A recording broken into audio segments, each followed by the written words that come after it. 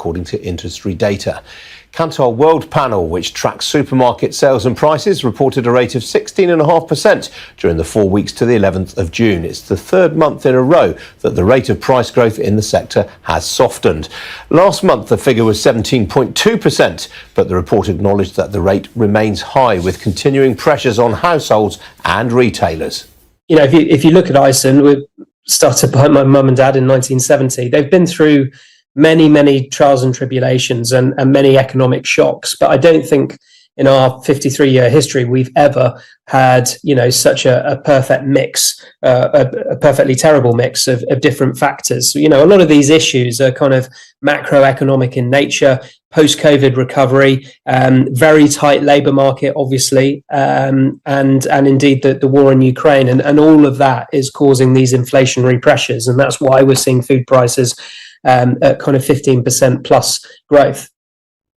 Meanwhile, mortgage rates are continuing to rise. The latest figures from the data provider Moneyfacts reveal that the average rate on a 2-year fixed-rate mortgage is 6.07%. That's up from 6.01% this time yesterday. Well, the average rate on a 5-year fixed-rate deal is 5.72%. That's up from 5.67% yesterday. And the number of residential mortgage products has continued to fall. There are currently 4,641 residential mortgage products available. That's down from 4,683 yesterday. Well, joining me now is Ray Bolger. He's Senior Mortgage Technical Advisor at John Charcoal. Ray, good to see you this morning. You've been at this an awful long time. When did you last see market conditions like this? Well, back in 2008, they were actually worse than this, because at that stage we had lenders withdrawing mortgages and not replacing them, and it actually became impossible to get a mortgage unless you had a deposit of at least 15%. So that situation was very different. It wasn't a case of rates going up. It was a case of actually not being able to get a mortgage at all, which is even worse. Ray, what are the mortgage products most commonly being withdrawn from the market right now? Well, 2 and 5 year fixed rates clearly are the most common products. Some lenders offer 3-year fixes as well, and some lenders offer 10 years. But it is pretty well across the board, but it's going to be mainly 2 and 5 year rates, because that's where most of the market is. One thing, Ian, I think is worth stressing is that these average rates, which the media love quoting because they're an easy thing to pick up from Moneyfacts each day, are actually come in the category of what I would call true but misleading. If you're looking for a new mortgage, you're not going to be looking for the average rate. You're going to be looking for the best rate. The average rate is going to include lots of poor rates, which hardly anybody's going to buy. And even if you've only got a 5% deposit, you can still get a 2-year fixed rate mortgage under 6%, for example, despite the average being quoted as 6.07. So I think these averages, do tend to be rather misleading. That's a very good point you make, Ray. I mean, it seems to me that a lot of the products that are being withdrawn right now are particularly on high loan-to-value products. Is that a fair assessment? No, it's pretty well across the board. A few lenders do withdraw their high loan-to-value products. We've seen other lenders who've actually kept their 95% LTV mortgages at the same level and put the rate up on others. So it depends on what part of the market the lender wants to focus on. One of the things that is very different in the market now compared with, say, 2 years ago, is that the gap between rates for people with a big deposit, say they were looking to borrow 60%, and those who were looking to borrow 95%, 2 years ago, that was about 3%. Now it's actually less than 1%. So it might be a small crumb of comfort for first-time buyers to know that the rate they're having to pay today hasn't gone up as much as for people with a big deposit. Now, mortgage products are priced off something called the swaps curve. Just for the uninitiated, can you explain how that works, please? Yeah, well, essentially, swap rates are priced off the gilt yield. So if you keep an eye on gilt rates, which are easier to follow than swap rates, that's going to give you a very clear picture as to what's going to happen in the mortgage market. So swap rates generally, certainly for the shorter periods like 2 and 5 years, which are the most common, will be a little higher than gilt yields. And because lenders borrow money in the wholesale markets by doing what's called a swap with a lender, because most lenders, certainly the mainstream lenders, have floating rate money. They've got money from savings accounts, they've got money from current accounts. And if they're going to lend money on a fixed rate, they need to match the lending with the borrowing, otherwise they're at risk. So that's a transaction in the markets that lenders will do to offer these fixed rate mortgages. And if a lender's treasury department has been very clever or very lucky and bought a chunk of money before rates have gone up, that obviously allows them to stay in the market with a competitive rate for rather longer than another lender that might not have done that. And are you seeing much evidence of mortgage products being withdrawn for reasons other than the swap curve moving against the mortgage lender and where their book is positioned? No, it's pretty well all about the cost of funds. There's one or two of the specialist lenders sometimes withdraw from the market for a while because they're funded in a different way. But in general, for the majority of lenders, if they pull products, and we've seen some of them come out of the market for a day or so, but in general, they then come back a day or two later. So it's much more about putting rates up rather than actually having a smaller number of products on the market. Now, Michael Gove, the Levelling Up and Housing Secretary, has called for 25-year mortgages. You're smiling. You know the question I'm going to ask you, Ray. I mean, is it a good idea? Would it alleviate pressure? Well, Gordon Brown commissioned Professor David Mowers to do a review of long-term fixed rate mortgages about 20 years ago, and nothing much happened as a result of that review. But we have had 25-year fixed rate mortgages available at different times in the UK. And back in November 2021, Kensington Mortgages launched fixed for life mortgages where you could fix for up to 40 years. And back in those days, you could have bought a 30-year fixed rate mortgage at under 3%. And I bet there's a lot of people now who wish they'd done that. So the big plus clearly with a long-term fixed rate mortgage is that you know exactly what you're going to pay for as long as you've got the mortgage. The challenge for lenders is that borrowers don't like being locked into early repayment charges for too long. Now, we have a new lender called Perenna who are planning to launch in about 6 months' time. And they're going to offer long-term fixed rate mortgages that only have early repayment charges for 5 years. So that addresses that particular problem. The key is at what rate they can offer them. But at the moment, if anybody wants a long-term fixed rate mortgage, Kensington are offering 30-year fixed rates at 5.65%, providing you've got a 40% deposit. So they are in the market. It's just that very few people are prepared to pay the slightly higher price for them or are not prepared to accept the early repayment charges. Ray, it's always very informative talking with you this morning. Thanks very much indeed for joining me. Okay, pleasure. A reminder that you can scan the QR code on your screen right now to watch the COVID inquiry where the former Chancellor George Osborne and the former Chief Medical Officer Dame Sally Davis are giving evidence today. Currently answering questions is the former Cabinet Secretary Oliver Letwin. Some other business news stories for you now. And China's central bank cut 2 of its main interest rates today in an attempt to stimulate the country's economy. The People's Bank of China cut its 1-year loan prime rate from 3.65% to 3.55%, while the 5-year loan prime rate was reduced from 4.3% to 4.2%. They were the first such reductions in 10 months and come amid growing evidence that growth in the world's second largest economy is starting to stall after its rapid unwinding of COVID restrictions 6 months ago. Well, the rate cuts follow the unveiling of some tax breaks for businesses last week, which are expected to be followed by other measures in due course. The motor dealer Lookers has agreed to a takeover by a Canadian buyer in a deal valuing at £465.4 million. The company, which owns 147 dealerships covering 35 makes of car, is being bought by a business called Global Auto Holdings Limited, which is owned by Alpha Auto Group, a privately owned Canadian car dealer network. Well, the deal, first reported last night by Sky City editor Mark Kleinman, is the latest in a series of takeovers in the auto sector, which have seen the likes of Marshall Motors being snapped up. The artificial intelligence race has accelerated as Meta claims to have developed an AI too convincing to release to the public. The Facebook parent company says its VoiceBox AI is capable of creating a realistic sounding voice by feeding it just 2 seconds of speech. Meta claims it will enable people to talk to each other authentically, even if they don't speak the same language. Well, the company has to date invested $36 billion in its metaverse program to little return so far. Now, this week is the Paris Air Show, the biggest and longest running aerospace trade show in the world. Billions of dollars worth of deals are being announced at the event, which brings together all of the major players in the global aerospace industry, with British businesses hoping to be collecting a lot of them. Well, among those in attendance is ADS, the UK Trade Association for the Aerospace, Security, Defence and Space sectors, which is hosting a United Kingdom pavilion. I've been speaking to its chief executive, Kevin Craven, and began by asking him what the main talking points were at this year's event. So clearly the drive to the green technologies is the big theme of the show, together with the eVTOL sector, electric taxis and advanced air mobility themes. These are all things that are really exciting things for our sector, and we're seeing quite a lot of innovation and drive around that.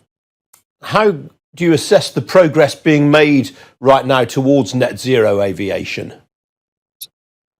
A huge amount of confidence in the sector, I think, Ian. It's really good to see the larger companies committing with significant amounts of resource and manpower and investments. And there is a huge degree of confidence that the engineering is going to catch up with the ambition shortly. We're still, because these are big programs, huge leaps in engineering required.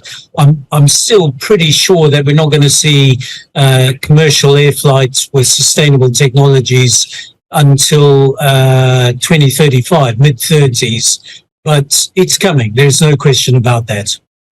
What about defence? Obviously, that's much in the spotlight since Russia attacked Ukraine. Is defence aerospace getting a lot more attention than in previous air shows?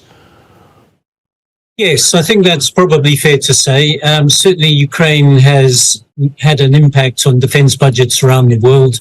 That's still trickling through in terms of orders. But again, driving innovation at speed, where you've seen the Ukrainian industry and their military working hand in hand at the very front of the battlefield to produce innovation to counter some of the mass of the Russians coming in. Obviously, civil aviation is enjoying a big bounce back in activity right now. But what about capacity constraints on the industry? I mean, Boeing and Airbus have huge order books right now that they're not going to really fill for a number of years now. How concerned are you about that? Well, order backlog is about 13,000 aircraft globally, about 7 years worth of production, we think, and both Boeing and Airbus are doing a great deal of work on ramping up the rate of manufacturing as we speak. I mean, in the UK, the sector's worth about 27 billion pounds worth of turnover, generating around 11 billion pounds of value add to the UK economy. So going well, I think, and catching up on the pandemic is going to take us probably till mid-2024 before we see the sort of figures we saw in 2019. But it's coming back, perhaps slower than we might have expected, but the inflation, cost of doing business kind of challenges that our members are seeing on a daily basis has probably not helped that rate increase. We hear an awful lot about skill shortages across the economy right now, and in particular workers aged between 50 and 64 having dropped out of the labour force altogether. How is the aerospace, defence and space sector coping with that? So we're seeing about 10,000 jobs, vacancies every month since end of 2021, which aren't being filled. And there's a real challenge in terms of that. We are seeing our industries grow the number of apprentices, up 5,200 now in aerospace, but still got a long, long way to go.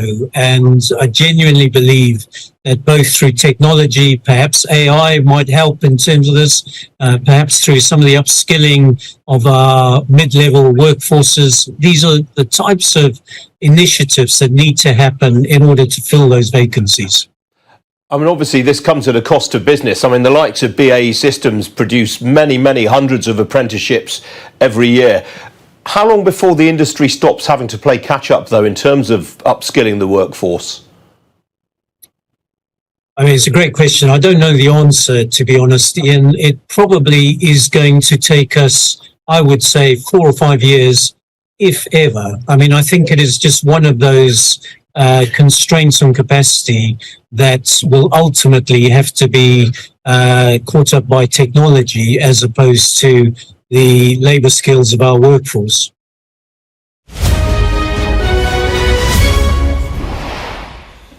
Well, equity markets in the Asia-Pacific region had a largely downbeat session. That was after the People's Bank of China cut interest rates by less than expected. As you can see, the Hang Seng in Hong Kong sold off by 1.5% and the Shanghai Composite by just under 0.5%. The main gainer in the region overnight was in Australia. Stocks there rose after minutes from the latest meeting of the Reserve Bank of Australia pointed to keeping interest rates unchanged. They actually discussed that during the meeting. Well, in Europe, stocks have been largely in negative territory this morning. Only the IBEX in Madrid in positive territory right now among the major continental European indices. Talking points this morning include the German chemicals company Lanxess. The shares there down some 15% in Frankfurt following a profits warning.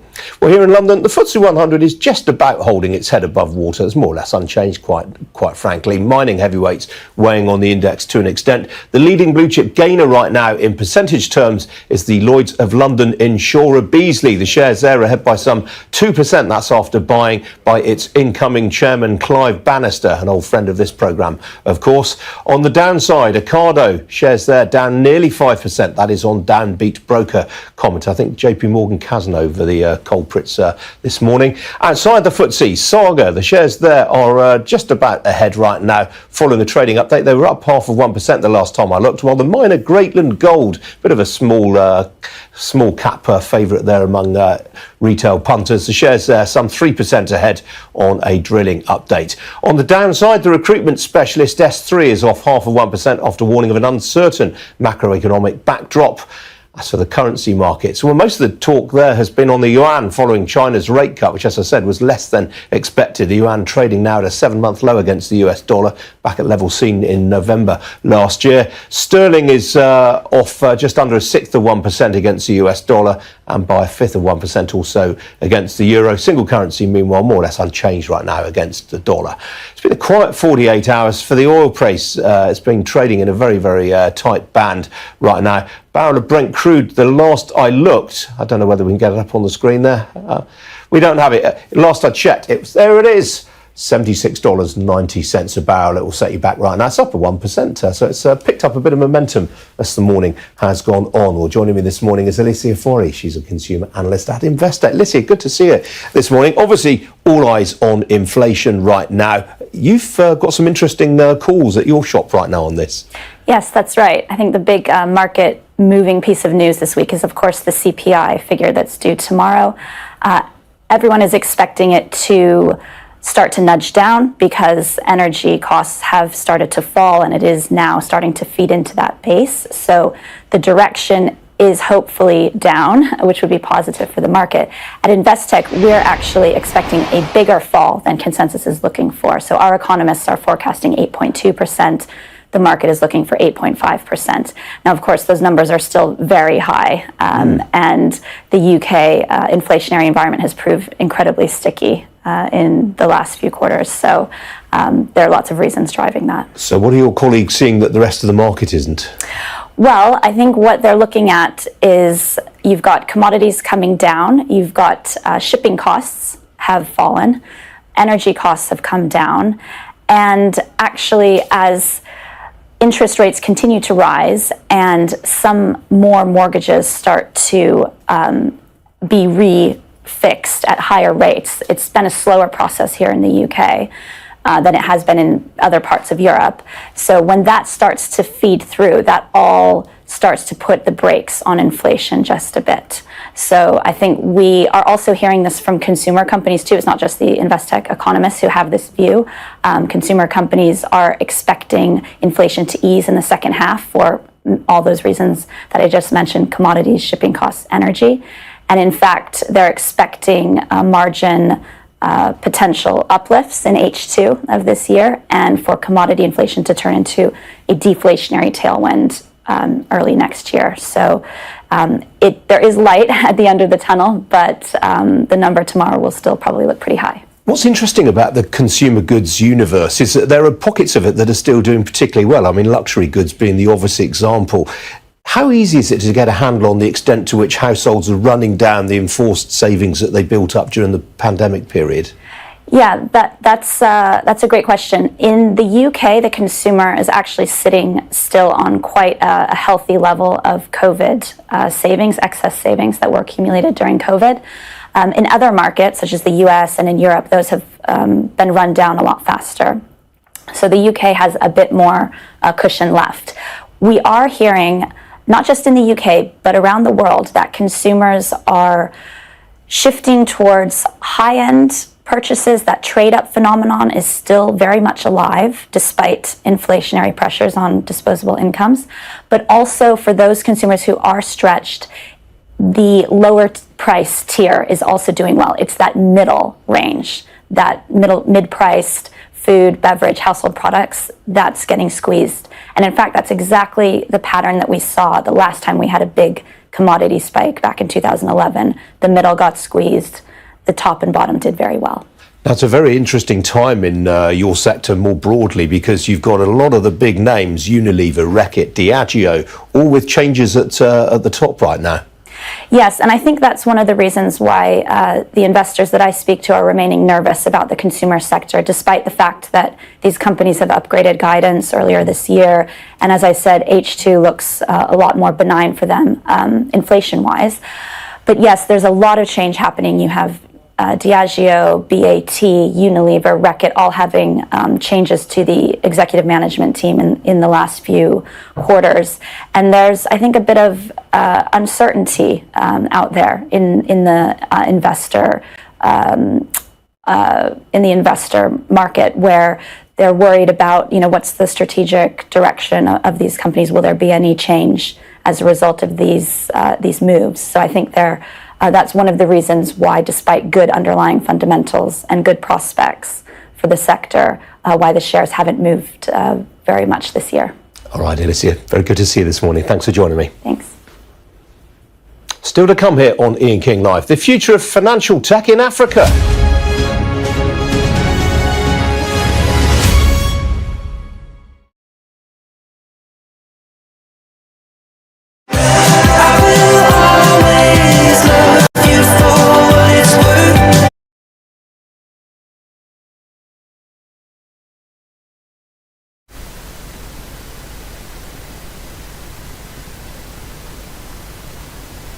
Hi, I'm Ada Williams and I'm an NHS pharmacist. Don't get caught out by COVID this summer. If you have only had one COVID-19 vaccination or haven't had one at all, you can still get your free vaccine until the 30th of June. Book your vaccine through the NHS app, online at nhs.uk/COVID vaccination, or call 119 for free.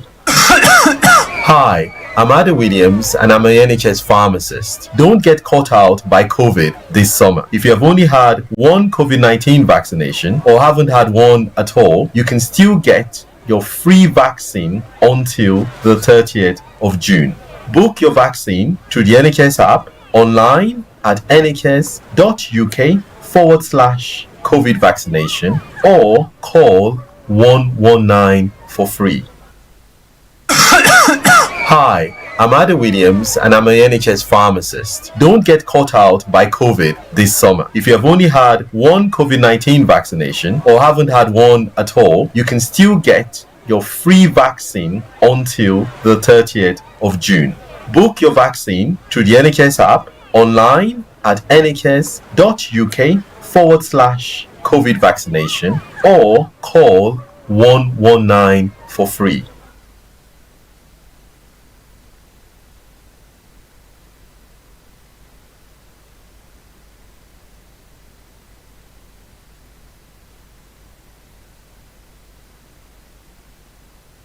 Welcome back. Now, this week we'll see more than 2,000 experts and business leaders descend on the Rwandan capital of Kigali for what its organisers claim will be one of the biggest fintech events this year in the world, and certainly the largest in Africa. The Inclusive Fintech Forum is aimed at capitalising on the fintech boom currently underway in the continent, with the sector in Africa growing at around 10% a year. Well, joining me now live from Kigali is Hortense Mudenge, Chief Operating Officer at Rwanda Finance Limited. Hortense, very good to see you this morning. Why is fintech going through such a strong period of growth in Africa? Yes, good morning, Ian, and pleasure to be with you this morning on the show. We're very, very happy, and we're having an exciting morning here in Rwanda, as we have over 2,500 delegates that have actually convened to discuss the hot topic that is fintech and financial inclusion.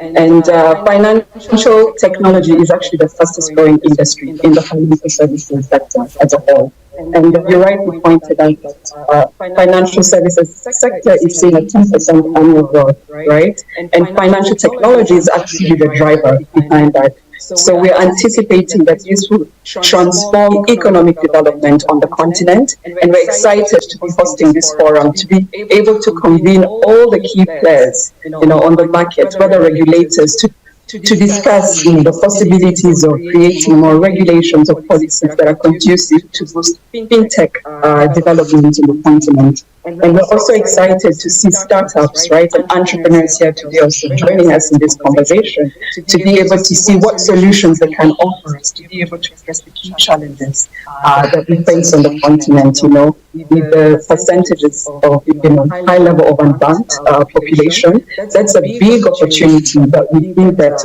fintechs are really going to play. And also, one of the key drivers behind why fintech is becoming a boom on the continent is because there's still great need and opportunity to accelerate financial inclusion. And that's really where financial technology plays a key role. And we're excited to be having the conversation and seeing really what key takeaways can take from this to further that conversation.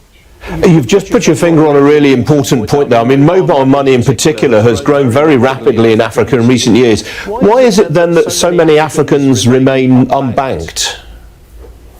Yes, and it's a great question there, Ian. Absolutely, mobile digital payments have actually scaled through the roof.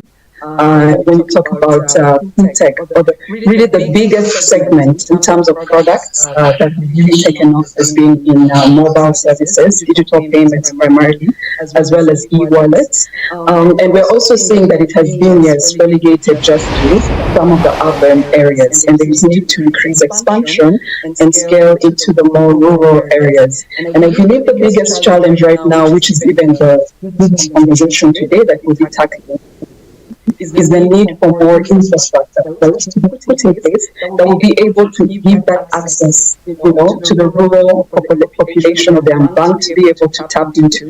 The conversation around creating more services, right, that will be able to enable cost effectiveness, whether in terms of internet, for example, to allow people to be able to access these digital services. And so the conversation here really, and that's the important reason why we have policymakers also joining us today, is just to discuss, what we're doing as a continent and what we're doing as a region. We have the African Continental Free Trade Area, for example, that is looking at the digital payment system. This is one of the areas that will really allow for that access, increased access to financial services that we're seeking, beyond even what currently the mobile service providers are able to offer. It will be an opportunity now to add in more players to be able to scale that access. And also internally with different jurisdictions, it's a conversation of what more can be done in terms of creating that enabling environment to attract more investment into this infrastructure that can be put together and put towards actually advancing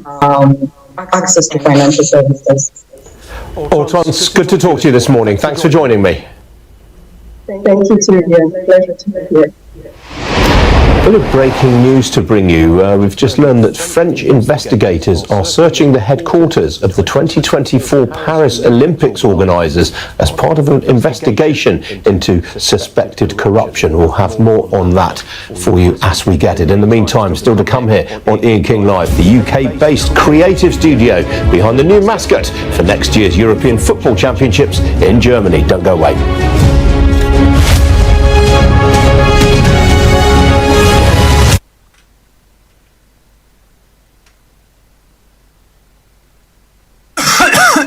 Hi, I'm Ada Williams and I'm an NHS pharmacist. Don't get caught out by COVID this summer. If you have only had one COVID-19 vaccination or haven't had one at all, you can still get your free vaccine until the 30th of June.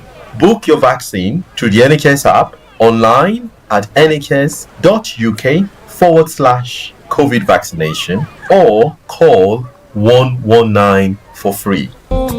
Hi everyone, it's your girl BB Clement, the author of How to Go From Employee to Entrepreneur and the host of your weekly business show, BB Means Business, the show where we discuss everything you ever wanted to know about business but you were afraid to ask. How do I start my business? How do I raise the finance? How do I grow my business? Where am I going to find my customers? Join me every Tuesday at 1:30 p.m. on Starr Radio UK to get all the information and tips that you need to become a successful entrepreneur and become financially free. Remember, don't let life dictate to you. Rather, put your signature on life. Hi guys, this is your friend Uruj from SendWave. SendWave is a money transfer app that is used by people all over the world to send money to their loved ones in Africa. With SendWave, you can send money to Ghana, Nigeria, Kenya, Uganda, and Tanzania. And the best part is, SendWave is absolutely commission-free.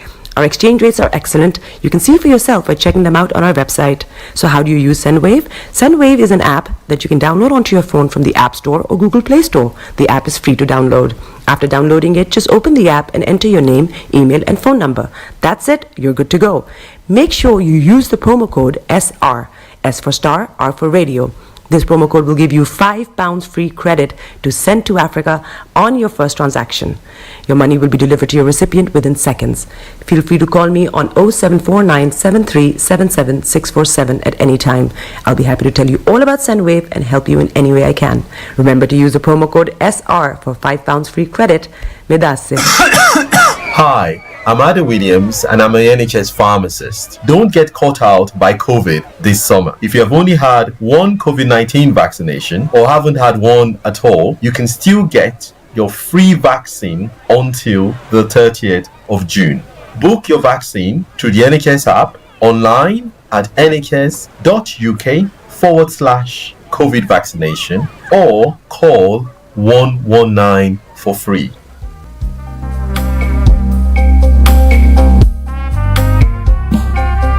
Are you looking for the fastest, reliable, and trustworthy door-to-door shipment company? Well, look no further. When was the last time your family received a shipment back in Ghana on time and in time? You are not sure? Well, Lamb Shippers, we pride ourselves with being the fastest, reliable, and trustworthy shippers you can use. You are assured of a prompt pickup anywhere in the UK by our personnel. They also make sure your items are well packaged to get to its destination in time. When it comes to door-to-door shipment, look no further. Well, Lamb Shippers, contact us on 07939009321 or 07498911820. Or you can visit our website www.welllamp.co.uk. You can also drop us a mail, info@welllamp@gmail.com. Well Lamp Shippers, fast, reliable, and trustworthy.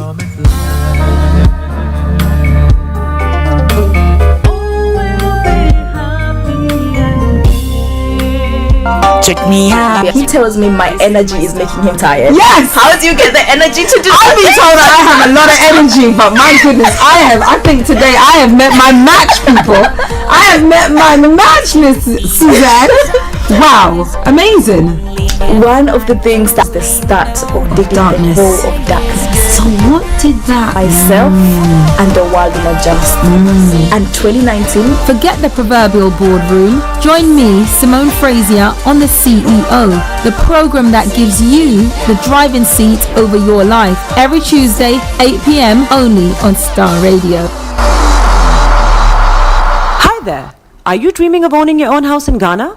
Then you will need a well-documented piece of land that is free from troubles. I highly recommend My Africa Property for any size of land that you will need. With My Africa Property, lands are available in Pram, Sopoli, Tohenia, Ogome, Dodova, Winneba, and many other locations at affordable prices. These locations are about an hour away from the airport, only 35 minutes from the motorway, 10 minutes drive from Central University College, 10 minutes drive to the beach, and close to Pram Senior High School and Ghana Men's Soccer Center of Excellence. For more details, visit our website www.myafricaproperty.com or call our UK office on 0208 123 2523. For our US and Canada offices, call us on +1 585 184 994145. You can also email us at ghana@myafricaproperty.com. Tune in to On Point here on Starr Radio UK with Empress Regina every Monday at 5 p.m. GMT. Looking forward to your company. Getting onto the property ladder has never been easy until now. Join us this and every Thursday from 7 p.m. to 8:30 p.m. live on the Property Hour show on Starr Radio UK, where we talk to mortgage brokers, property developers, estate agents, landlord, tenant, property consultants on how to invest or get into the property business and make money. You can't afford to miss this. The Property Hour show is your best source into the property industry. Hi, I'm Ada Williams and I'm an NHS pharmacist. Don't get caught out by COVID this summer. If you have only had one COVID-19 vaccination or haven't had one at all, you can still get your free vaccine until the 30th of June. Book your vaccine through the NHS app, online at nhs.uk/COVID vaccination or call 119 for free. Hi everyone, it's your girl BB Clement, the author of How to Go From Employee to Entrepreneur and the host of your weekly business show, BB Means Business, the show where we discuss everything you ever wanted to know about business but you were afraid to ask. How do I start my business? How do I raise the finance? How do I grow my business? Where am I going to find my customers? Join me every Tuesday at 1:30 p.m. on Starr Radio UK to get all the information and tips that you need to become a successful entrepreneur and become financially free. Remember, don't let life dictate to you. Rather, put your signature on life. Hi guys, this is your friend Uruj from SendWave. SendWave is a money transfer app that is used by people all over the world to send money to their loved ones in Africa. With SendWave, you can send money to Ghana, Nigeria, Kenya, Uganda, and Tanzania. And the best part is, SendWave is absolutely commission free. Our exchange rates are excellent. You can see for yourself by checking them out on our website. So how do you use SendWave? SendWave is an app that you can download onto your phone from the App Store or Google Play Store. The app is free to download. After downloading it, just open the app and enter your name, email, and phone number. That's it. You're good to go. Make sure you use the promo code SR. S for Star, R for Radio. This promo code will give you £5 free credit to send to Africa on your first transaction. Your money will be delivered to your recipient within seconds. Feel free to call me on 0749 7377 647 at any time. I'll be happy to tell you all about SendWave and help you in any way I can. Remember to use the promo code SR for £5 free credit. Medasse. Hi, I'm Ada Williams and I'm an NHS pharmacist. Don't get caught out by COVID this summer. If you have only had one COVID-19 vaccination or haven't had one at all, you can still get your free vaccine until the 30th of June. Book your vaccine through the NHS app, online at nhs.uk/COVID vaccination or call 119 for free.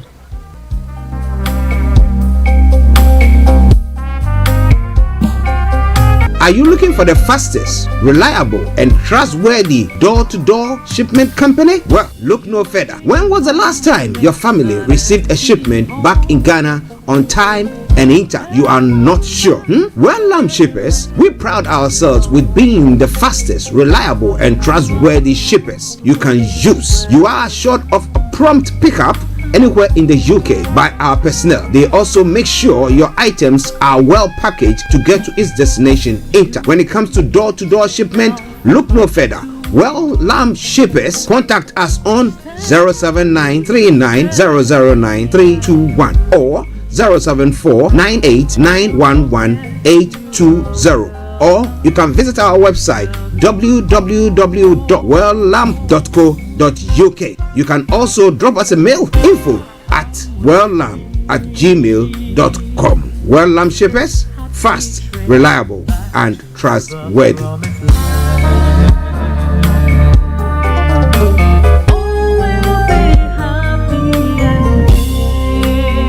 Check me out. He tells me my energy is making him tired. Yes! How do you get the energy to do I've been told that I have a lot of energy, but my goodness, I think today I have met my match, people. I have met my match, Miss Suzanne. Wow, amazing. One of the things that's the start of the darkness. Of darkness. So what did that? Myself and the world in a just. And 2019. Forget the proverbial boardroom. Join me, Simone Frazier, on the CEO, the program that gives you the driving seat over your life. Every Tuesday, 8 p.m. only on Starr Radio. Hi there. Are you dreaming of owning your own house in Ghana? Then you will need a well-documented piece of land that is free from troubles. I highly recommend My Africa Property for any size of land that you will need. With My Africa Property, lands are available in Pram, Sopoli, Tohenia, Ogome, Dodova, Winneba, and many other locations at affordable prices. These locations are about an hour away from the airport, only 35 minutes from the motorway, 10 minutes drive from Central University College, 10 minutes drive to the beach, and close to Pram Senior High School and Ghana Men's Soccer Center of Excellence. For more details, visit our website www.myafricaproperty.com or call our UK office on 0208 123 2523. For our US and Canada offices, call us on +1 585 184 994145. You can also email us at ghana@myafricaproperty.com. Tune in to On Point here on Starr Radio UK with Empress Regina every Monday at 5 p.m. GMT. Looking forward to your company. Getting onto the property ladder has never been easy until now. Join us this and every Thursday from 7 p.m. to 8:30 p.m. live on the Property Hour Show on Starr Radio UK, where we talk to mortgage brokers, property developers, estate agents, landlord, tenant, property consultants on how to invest or get into the property business and make money. You can't afford to miss this. The Property Hour Show is your best source into the property industry. Hi, I'm Ada Williams and I'm an NHS pharmacist. Don't get caught out by COVID this summer. If you have only had one COVID-19 vaccination or haven't had one at all, you can still get your free vaccine until the 30th of June. Book your vaccine through the NHS app, online at nhs.uk/COVID vaccination, or call 119 for free. Hi everyone, it's your girl BB Clement, the author of How to Go from Employee to Entrepreneur and the host of your weekly business show, BB Means Business, the show where we discuss everything you ever wanted to know about business but you were afraid to ask. How do I start my business? How do I raise the finance? How do I grow my business? Where am I going to find my customers? Join me every Tuesday at 1:30 p.m. on Starr Radio UK to get all the information and tips that you need to become a successful entrepreneur and become financially free. Remember, don't let life dictate to you. Rather, put your signature on life. Hi guys, this is your friend Uruj from SendWave. SendWave is a money transfer app that is used by people all over the world to send money to their loved ones in Africa. With SendWave, you can send money to Ghana, Nigeria, Kenya, Uganda, and Tanzania. And the best part is, SendWave is absolutely commission free. Our exchange rates are excellent. You can see for yourself by checking them out on our website. So how do you use SendWave? SendWave is an app that you can download onto your phone from the App Store or Google Play Store. The app is free to download. After downloading it, just open the app and enter your name, email, and phone number. That's it. You're good to go. Make sure you use the promo code SR. S for Star, R for Radio. This promo code will give you £5 free credit to send to Africa on your first transaction. Your money will be delivered to your recipient within seconds. Feel free to call me on 0749 7377 647 at any time. I'll be happy to tell you all about SendWave and help you in any way I can. Remember to use the promo code SR for £5 free credit. Medasse. Body is your ma. Bekutu, show them you got the cocoa set. Ladies and gentlemen, it's your boy Harry Song, aka Mr. Songs. This is the Kingmaker Baba for the girls. We're here. This is Star Radio. Don't go nowhere. UK, London. We they call them London for home. For here, we they call them London. And that's how you know. Just have fun and stay blessed. Broadcasting worldwide, online 24/7. The best radio show all around the world. In your car, At work, at home, on your smartphone. This is Starr Radio UK. Are you ready to turn it up? 10, 9, 8, 7, 6, 5, 4, 3, 2, 1. Your heart is aching. Smile even though it's breaking. When there are clouds in the sky, you get by. If you smile through your fear and sorrow, smile and maybe tomorrow you find that life is still worthwhile if you just smile. Hey, this is Archie and you are listening to Star Radio UK and The Morning Show.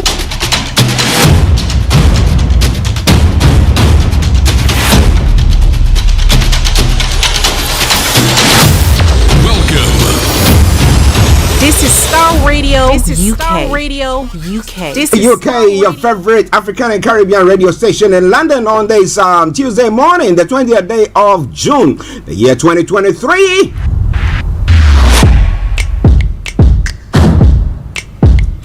We sincerely apologize for the late start of the program. That was due to some technical hitches that were going on. That was being sorted by my able producer. Wide online. He's downstairs just trying to make sure that all the signals are flowing the way they're supposed to be. But wherever you are, we welcome you to the Tuesday edition of The Morning Show. I remember the morning show with Archie. This is Starr Radio UK. Let me say morning to Mr. Olayomi Koiki and my able producer, Mr. Francis Gaye. Welcome. And to the one and only Felix all the way in Aberdeen. To Kojo D. Kojo, good morning to you. Thank you for all the information that you've been sending in. Also, may I take this opportunity to say massive good morning to Bishop Adeshina and all you guys at the RBS, right? Did I get it right? 24/7. That office there, thank you very much for your support there as well. Enlighten. Also, I want to say massive good morning to Sam Shudin. And then to Aziz. Adeji, good morning to you. All protocol observed. Let's crack on. I'm going to bring you the quote for the day. The weather forecast will follow suit. Then the travel update as well. Move from there to have a look at some of the stories making the rounds across the globe. It's known as Global Trotting.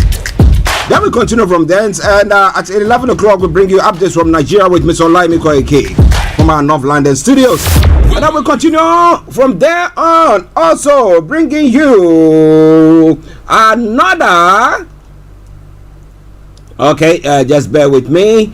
Chance for you to add your voice to the discussions at 12 o'clock. We continue from then. And then exactly at 12:30, we bring the program to a close as we've been doing now, just to make sure that everything is working the way they're supposed to. So just bear with us. But this afternoon, as you might know, as we do all the time, we'll be having BB Clement coming your way with BB Means Business. So wherever you are, stay tuned. Don't touch the dial. It is Star Radio UK. It is your favorite African and Caribbean radio station in London. Okay, so now let me move on. The quote for today says, success is likened to the process a pregnant woman goes through during child labor. Success is linked to the process a pregnant woman goes through during child labor. You make a doubt they fade. Now straight to the weather front. What has the weather got in stock for us? A quick one from there. The world and this afternoon or this morning will be slow. Rain will be slow to clear from some of for some this afternoon, but it will turn increasingly dry and bright most of the day as the day progresses. The all shower may still linger, however. Now tonight, light cloud and the all shower will be persisting for the first part of the evening. Now, though most areas will see the sky start to clear through the night, dry throughout as well. Top temperature is going to be 24 degrees, the lowest is going to be 14 degrees, pollen level very high, UV level high, pollution low. Sunset 21, and sunrise for tomorrow morning 04 for the 3 hours, and that brings us to the end of the weather forecast. Let me take you straight through a summary of what is happening on the travel this morning. Well, on the underground this morning, Elizabeth Line has got severe delays between Paddington and Reading. Paddington and Reading stroke Heathrow while they fix a signal failure at South Hall. Jubilee Line has also got severe delays due to an earlier customer incident. Tickets have been accepted on London buses. That aside, all the others, good service there. London, the major roads in London, good service there. London Cable Car, good service there. London River Bus, the River Bus, good service there as well. So I take you straight to the final segment of the travel update. That is the National Rail. On the National Rail, Chiltern Railways, Great Western Railway, and Heathrow Express have all got minor delays. So that brings us to the end of the travel update for you today.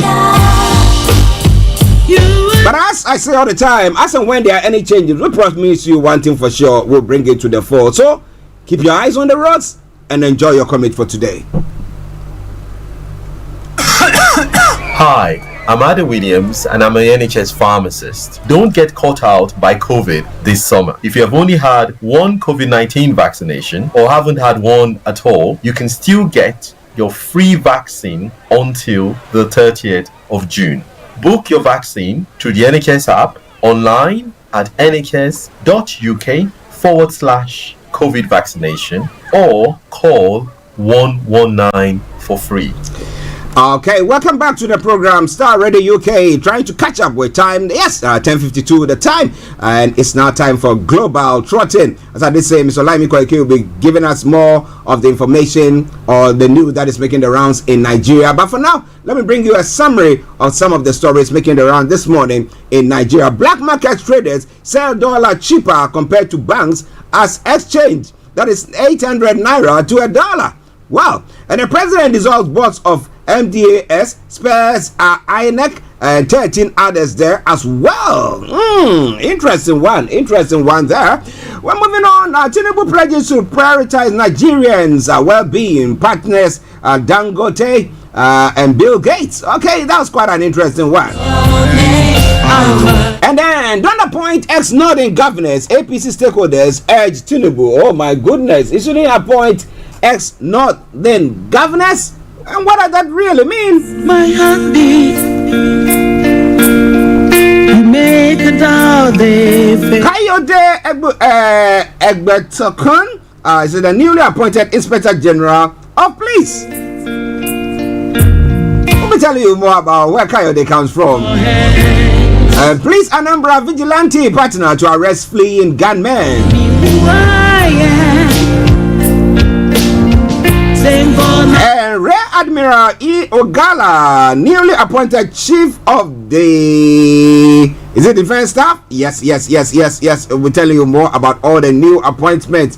He's from Enugu State, though. And Air Vice Marshal Hassan Bala Abubakar, newly appointed Chief of the Air Force. Well, how does this appointment actually tell you how the performance of Tinubu's administration is going to be like. Maybe you see some hope in there. Let us know. All right then.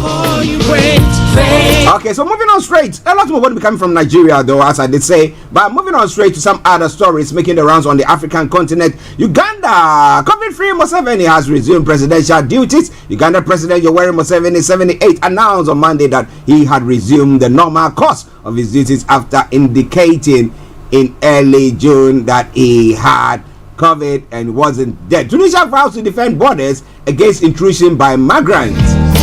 Tunisia is a key player in Europe's bid to stop migrants from crossing the Mediterranean in search of safety and better lives.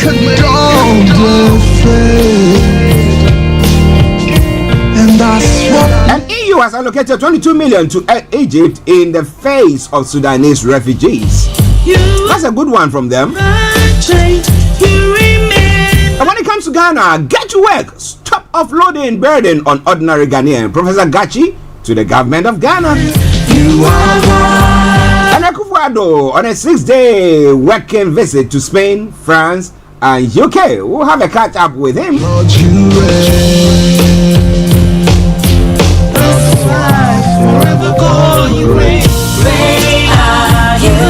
You are not mandated to collect taxes for government, importers and exporters association to the OSP, that's the Office of the Special Prosecutor. This is all coming your way from Starr Radio UK, your favorite African and Caribbean radio station in London. And when it comes to some other stories in the world front, rescue team raced to find 5 people missing on Titanic sub. It's thought the sub oxygen supplies will run out in less than 70 hours. So prayers are ongoing for them so that the search and rescue team will be able to spot them and maybe get them alive. South Korea crypto crash. King Do Kwon has been jailed. The collapse of the Terra USD stablecoin and the associated Luna token rock cryptocurrency market. And the suspects in Greece boat disaster plead not guilty. 9 men have appeared in court in connection with the last week's migrant boat disaster in Greece.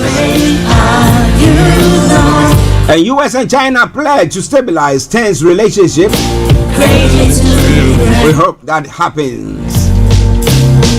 And here in the UK, father and son and UK billionaire among missing. An adventurer and a British businessman traveling with his son are among those on the Titanic sub. Now, yesterday evening, MPs overwhelmingly backed Johnson's Partygate report. Only 7 MPs voted against the report. I'm going to be telling you more about that. This and a lot more going to be coming your way from Starr Radio UK. It is your favorite African and Caribbean radio station in London. We take a commercial break and we come back. I bring you some tune and then we get ourselves ready for Mr. Olayomi Koiki, who'll be joining in to bring you all the updates from Nigeria in detail. Hi, I'm Ada Williams and I'm an NHS pharmacist. Don't get caught out by COVID this summer. If you have only had one COVID-19 vaccination or haven't had one at all, you can still get your free vaccine until the 30th of June. Book your vaccine through the NHS app, online at nhs.uk/COVID vaccination or call 119 for free. Okay, this is Starr Radio UK, your favorite African and Caribbean radio station in London. Now let's take this musical break, and once we come back, we'll have Mr. Olayomi Koiki joining in. And this is Everlasting to Everlasting from Pastor Theodora Boache Answer. Enjoy, and I'll be with you in a jiffy.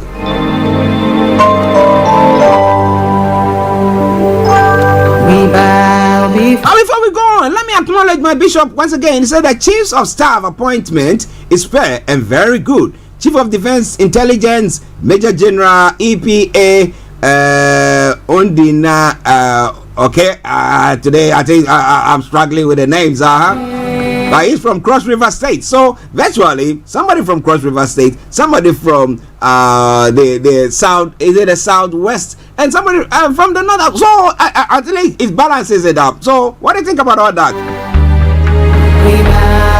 Enjoy the tune. I'm going to be with you once we have Mr. Olayomi Koiki on. Good morning once again. Oh, great I am, omnipotent, King of kings, the Lord of lords. We worship you and lift you high.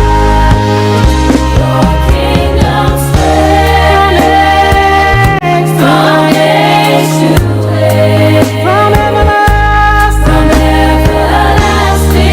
to everlasting. There is no one like you. We worship you, Lord. We worship you high. To reign, Lord, King of strength, from age to age, everlasting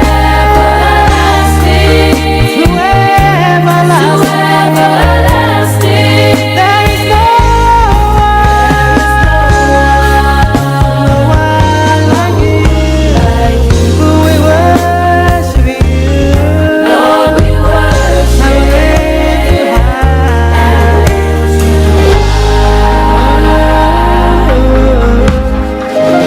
For you, O Lord, are the creator who was not created, King who has no successor, flower that never fades. Abba, Father, we worship you. Thy kingdom come.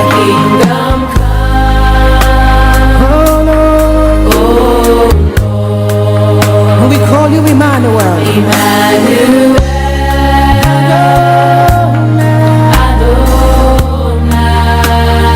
You are the first and the last, the Alpha and Omega. That's why we bow down and worship you. And we lift you high.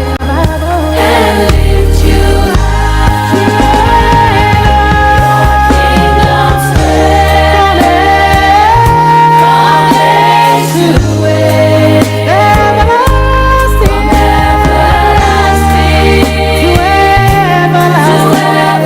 everlasting. There is no one like you. We worship you, Lord. We worship you high. You're the King reigns forever. This is Starr Radio UK.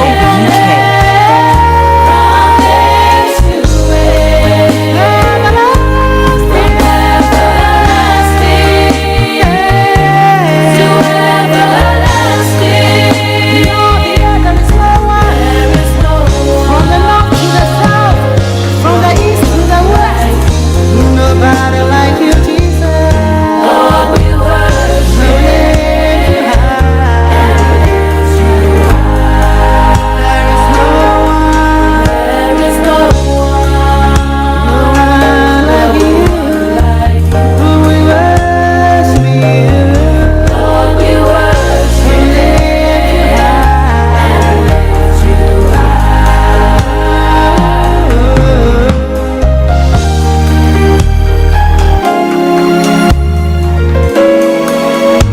This is Starr Radio UK.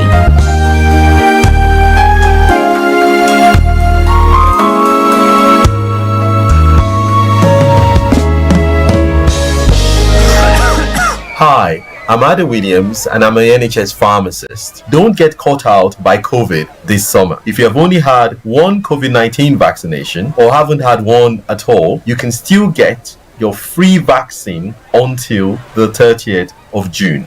Book your vaccine through the NHS app, online at nhs.uk/COVID vaccination or call 119 for free. Hi everyone, it's your girl BB Clement, the author of How to Go from Employee to Entrepreneur and the host of your weekly business show, BB Means Business, the show where we discuss everything you ever wanted to know about business, but you were afraid to ask. How do I start my business? How do I raise the finance? How do I grow my business? Where am I going to find my customers? Join me every Tuesday at 1:30 p.m. on Starr Radio UK to get all the information and tips that you need to become a successful entrepreneur and become financially free. Remember, don't let life dictate to you. Rather, put your signature on life. Hi guys, this is your friend Uruj from SendWave. SendWave is a money transfer app that is used by people all over the world to send money to their loved ones in Africa. With SendWave, you can send money to Ghana, Nigeria, Kenya, Uganda, and Tanzania. And the best part is, SendWave is absolutely commission-free. Our exchange rates are excellent. You can see for yourself by checking them out on our website. So how do you use SendWave? SendWave is an app that you can download onto your phone from the App Store or Google Play Store. The app is free to download. After downloading it, just open the app and enter your name, email, and phone number. That's it. You're good to go. Make sure you use the promo code SR. S for Star, R for Radio. This promo code will give you £5 free credit to send to Africa on your first transaction. Your money will be delivered to your recipient within seconds. Feel free to call me on 0749 7377 647 at any time. I'll be happy to tell you all about SendWave and help you in any way I can. Remember to use the promo code SR for £5 free credit. Medasse. Hi, I'm Ada Williams and I'm an NHS pharmacist. Don't get caught out by COVID this summer. If you have only had one COVID-19 vaccination or haven't had one at all, you can still get your free vaccine until the 30th of June. Book your vaccine through the NHS app online at nhs.uk/COVID vaccination or call 119 for free. Okay, Starr Radio UK, your favorite African and Caribbean radio station in London, bringing the time down to 6 minutes past 11, and it is the Tuesday edition. Whilst we wait for Mr. Olayomi Koiki to join in wherever you are, you just have to keep your dial so logged on Starr Radio UK, and don't you go away. But as it's been announced, if you are in the UK, the NHS is providing the first or second vaccines.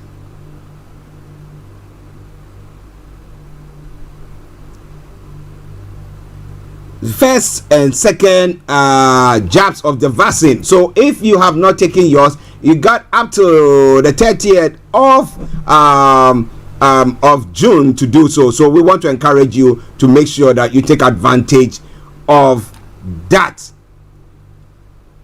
Okay, but it's all coming your way from Starr Radio UK, your favorite African and Caribbean radio station in London. Let me say good morning to Auntie V, Mrs. Veronica Dapa, all the way in Ghana, watching us live as well. We hope that you are doing very, very, very well. But it is my singular honor once again to bring to you updates from Nigeria with my colleague and co-presenter, Mr. Olayomi Koiki, who has joined us this morning. And let me say, Yomi, massive good morning to you. Well, a very good morning to you, Mr. Archie. Good morning to all our viewers and listeners from around the world, and welcome once again to the finest African and Caribbean radio station in London as we take you through, the good news and the turbulence one around the world. But for now, the focus point is Nigeria. But I say it's a very beautiful weather. I've been out already. I've just, can say that it was heavily raining on my way out this morning, but we're back, as we always say, with the British tea, which settle, the scores. How are you doing yourself, Mr. Archie? Oh, by the grace, I'm doing well. At least there was a bit of rain, so it gave us a bit of nice weather there, Yeah, it wasn't too humid as it's been of late. But listeners, it is Starr Radio UK, and that is Mr. Olayomi Koiki for you, and we are bringing you updates from Nigeria. Share the broadcast with your friends and loved ones and invite them to like our pages. But let's move on straight let me read some of the comments that have come through from Bishop Adesina. He's also sharing with us. If you go look behind Mr. Olayomi Koiki, he's got some images behind him that are the various appointments that the president has made. My bishop says that the Controller General of Customs, Adeneyi Bashir Adewale is from Osun State. And then we have Chief of Staff to Nigeria Air Force Air Vice Marshal Hassan Bala Abubakar from Kano State. And then we have Chief of Staff to Nigerian Army Major General Tarid Alagbaja, who is from Osun State. Wow. So Yomi is going to tell us more about that. Now, during Buhari's regime, we talked about the fact that people thought that there wasn't, equal opportunities for everybody in those security agencies. Okay, so but now we seem to see some sort of representation from every walk of life. So I asked myself the question, what is Tinubu going to do that is going to make Nigeria look better than it's been? And people now think that now we have to have a U-turn or have a rethink about it. Do you think that his appointment is making any big waves and actually making people now have the sympathy for him or now growing to love him? Yomi. Thank you so much, Mr. Archie. Once again, a very good morning to Frank and the rest of the team as well. First and foremost, the president is traveling out of Nigeria, we believe today, to France for a summit. So from my look of things, I think, the president was not going to be leaving the house with the old guard. And I'm sure you know what that means.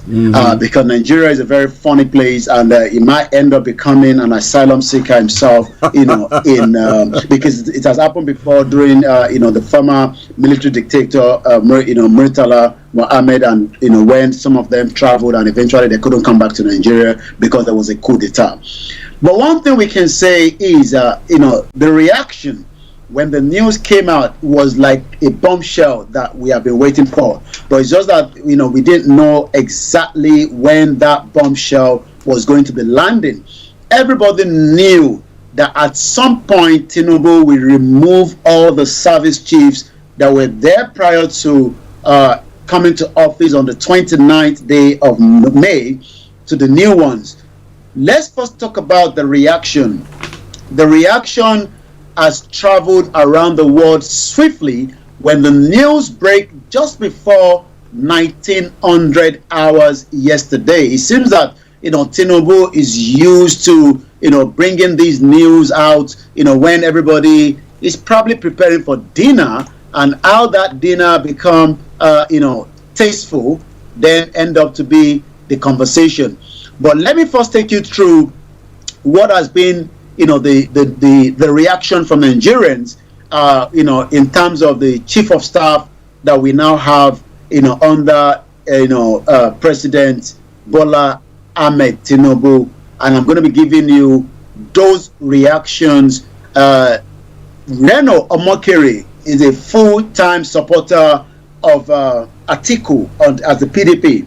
He even campaigned against Tinubu in London here when Tinubu visited Chatham House. This is his reaction. The statement by some that the new chief of naval staff, Rear Admiral Emmanuel Ikechukwu Ogala, is not from Igbo-speaking part of Enugu State may have been misunderstood. Yes, it is unnecessary, but I don't think they meant ill.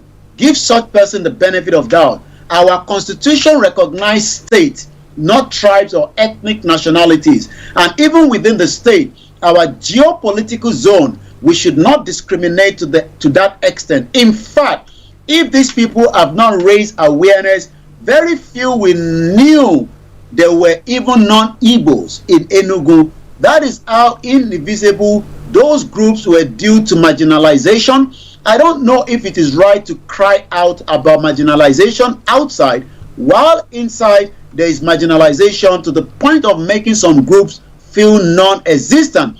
Rear Admiral Ogala is from Enugu, period. Full stop. And that is enough for Nigeria. That is from Reno.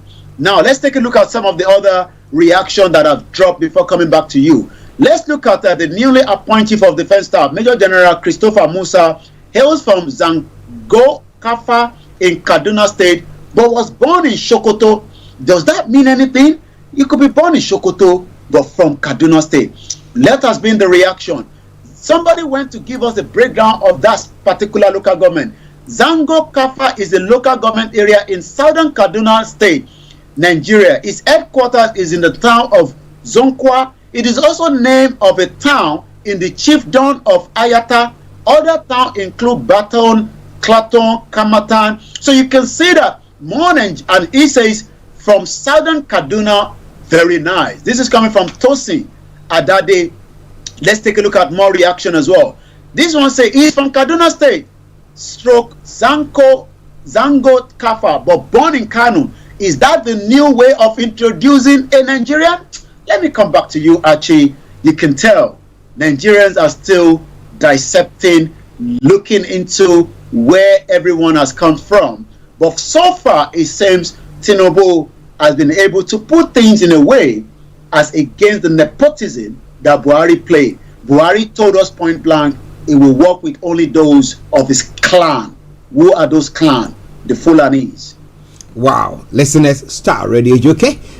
Some of the appointment of some of the new service chiefs that we're talking about this morning. So wherever you are, just stay glued to yourself. Don't you go away, because there are interesting reactions coming from various quarters, and we're going to make sure that we bring them all your way. But looking at the representation as to whether somebody hails like because the person was born there, not necessarily like somebody say, okay, I was born in Ghana. The fact that I live here, if they say they are appointing me as a something in Ghana, or you said, oh, because he's a British man, so he's not. No. So far as he somehow hails from that place, that's what should be. But look at the tribal sentiment that seems to be going on. Do you think Tinubu, when it comes to ministerial appointment, will also be going along those lines, the same lines again? Hello, Yami. Hello, Yami.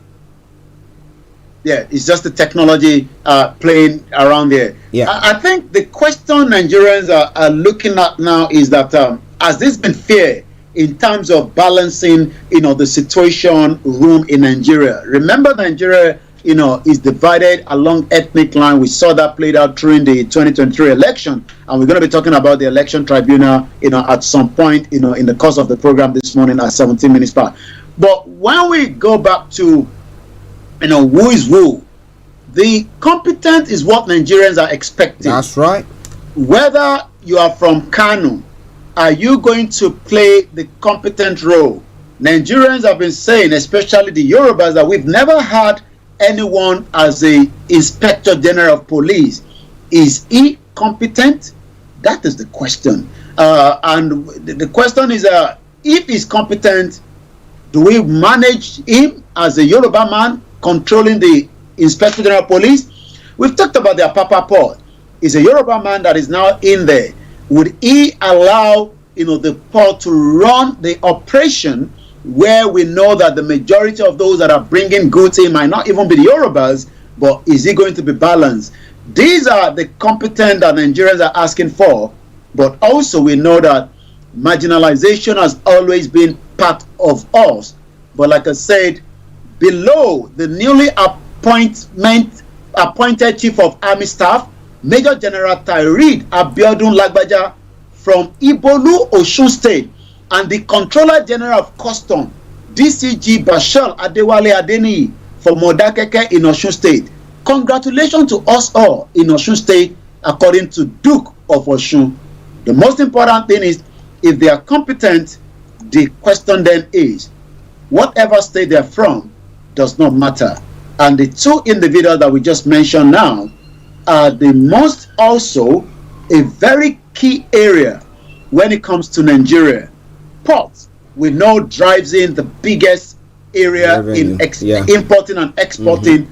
Apart from that, we don't want any ship docking. There's no more subsidy, but at some point, the previous controller knew the ship that were docking that went back to Cameroon and Ghana. It's very, very important. Remember, Buratai is the former Chief of Defense Staff. We hope that Tinubu will call him back, because under his leadership, he failed the Nigerian military men and women. by not providing everything that they requested. We saw the breakdown of military vehicles, the military weapons were jamming, and the attacks of intelligence that end up killing as many of our armed forces. The Major General Tawhid, the Chief of Army Staff, has a big role that has now started, and that role is something that Nigerians will be looking up to, not particularly his state from Osun State. Okay, listeners, it is Starr Radio UK. Interesting developments from Nigeria, but wherever you are, don't touch that down. We're still going to be probing more into it. My Bishop, thank you very much for all the postings that you're putting there. Nigeria Chief of Defense Staff, Major General Christopher Gwabin Musa from Kaduna State. A fair representation. What do you think? Post your comments there, and we're going to be reading that as well. But let's move on to some story that I touched on briefly before you came on. That pertains to some saying that Tinubu should not appoint. Northern Group advises Tinubu against appointing Badaru and others failed governors. But there was one that was talking about, their dislike for Tinubu appointing Northerners. Have you had any information pertaining to that as well, Yomi? Well, there's no way, Tinubu, he didn't get to that position himself. It is collection of different people, even opposition party like Wike campaign against, Atiku, which Atiku has responded from what we were saying yesterday, that it is the excessive alcohol that damage your internal organ, not poison. Atiku Abubakar reply, Wike, that's a different conversation entirely. But I saw that Tinubu is just trying to balance the situation, so that it doesn't feel like he's going to put everyone from his own clan in there as against what Buhari did. But for now, there will be different reaction, and it's going to take some time before this reaction will continue to fade away. Buhari is trending, so it seems that people are saying even that congratulations to Tinubu for putting this quickly as against what Buhari did. Service chief is trending this morning at about 35,000 tweets, and like I said, since yesterday, let me say what Simon Ekpa, the government and extra prime minister of the Biafra, I have observed how ignorant Nigerians are reacting to the appointment of the new service chiefs. I laugh. What magic will the new service chief do? Question mark.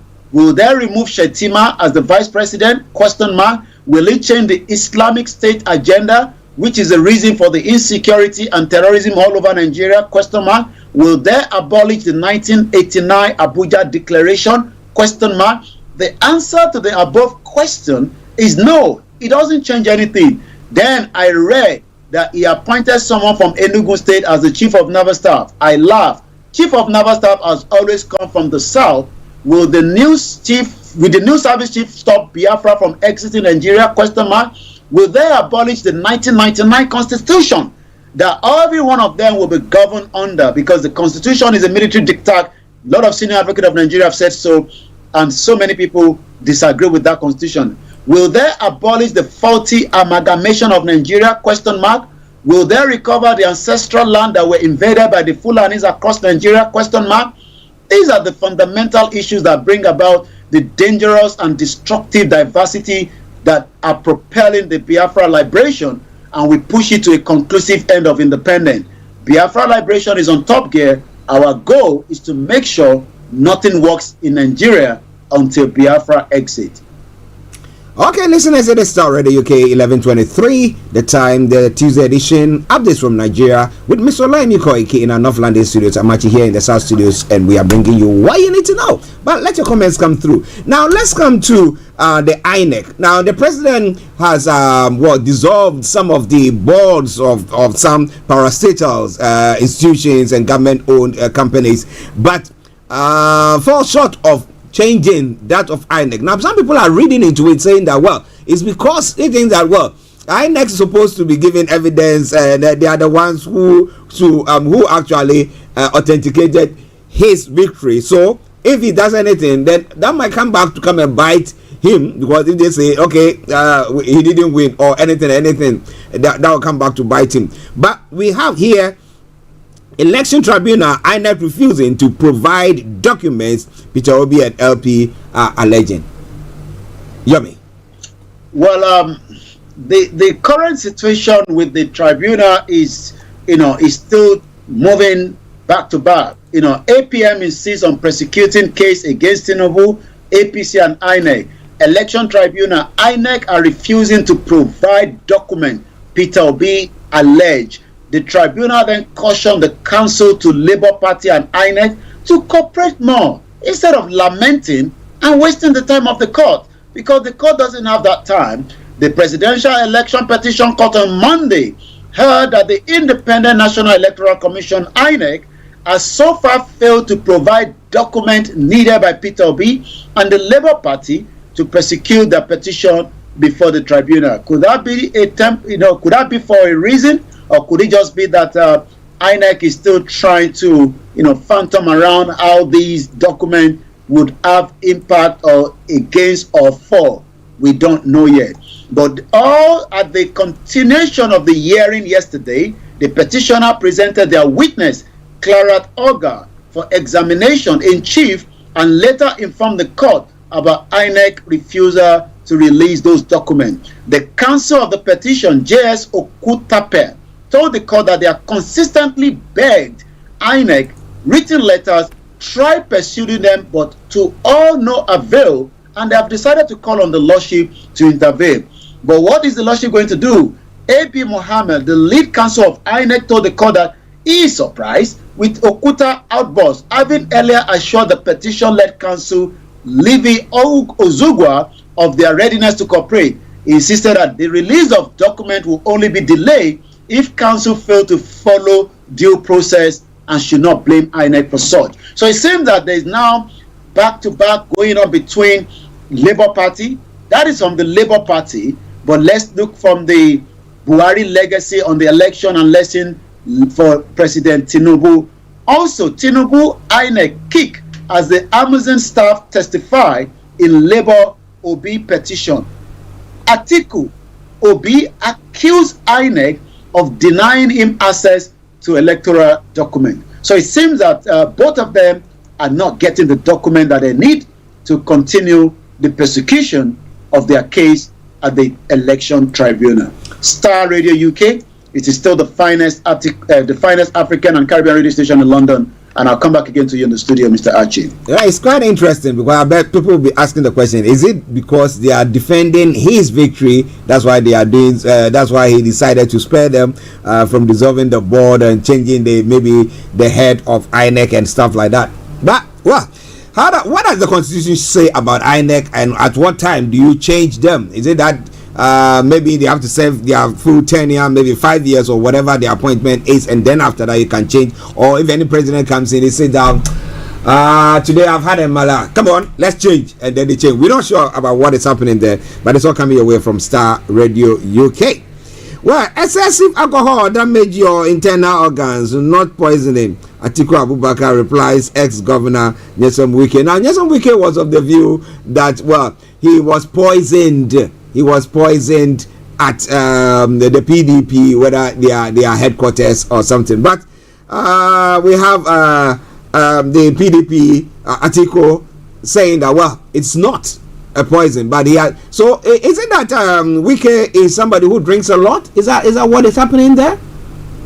Well, since these have been birds of the same feathers that knows each other until trailer, they say, went through both of them, and it seems Atiku disagree with the view that Wike, that was doing his Thanksgiving, projected that he was poisoned. But why Atiku is responding to that, I don't know. But it seems that maybe Atiku is just trying to clear the air that Wike is an excessive alcohol drinker, and there is no need for Wike to be coming out to say that it was poison. So it could be alcohol poison. I mean, just looking at it, because I know that there is alcohol poison. Some people talk about that.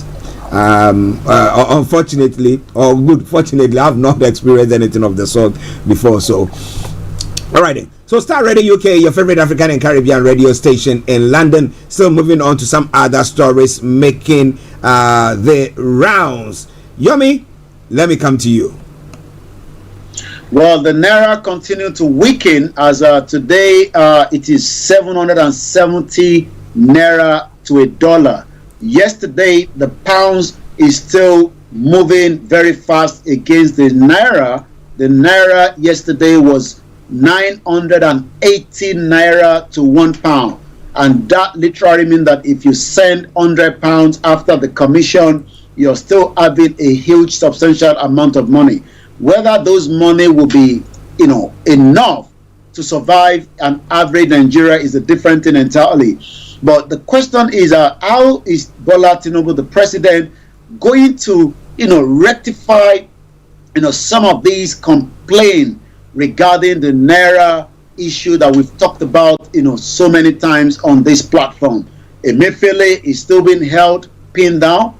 We know what happened to, the change of the Naira, which is why Tinubu believed that Emefiele should answer some questions. Buhari have said it clearly that nobody should call him back, to answer for any, question around what has happened. But it seems that Emefiele head will be used, to break the coconut, as they will say in our own language. So as we speak right now, the Naira slumped further to the dollar after closing at 770 Naira to the dollar at the end of the trading on the investor and the exporter forex window.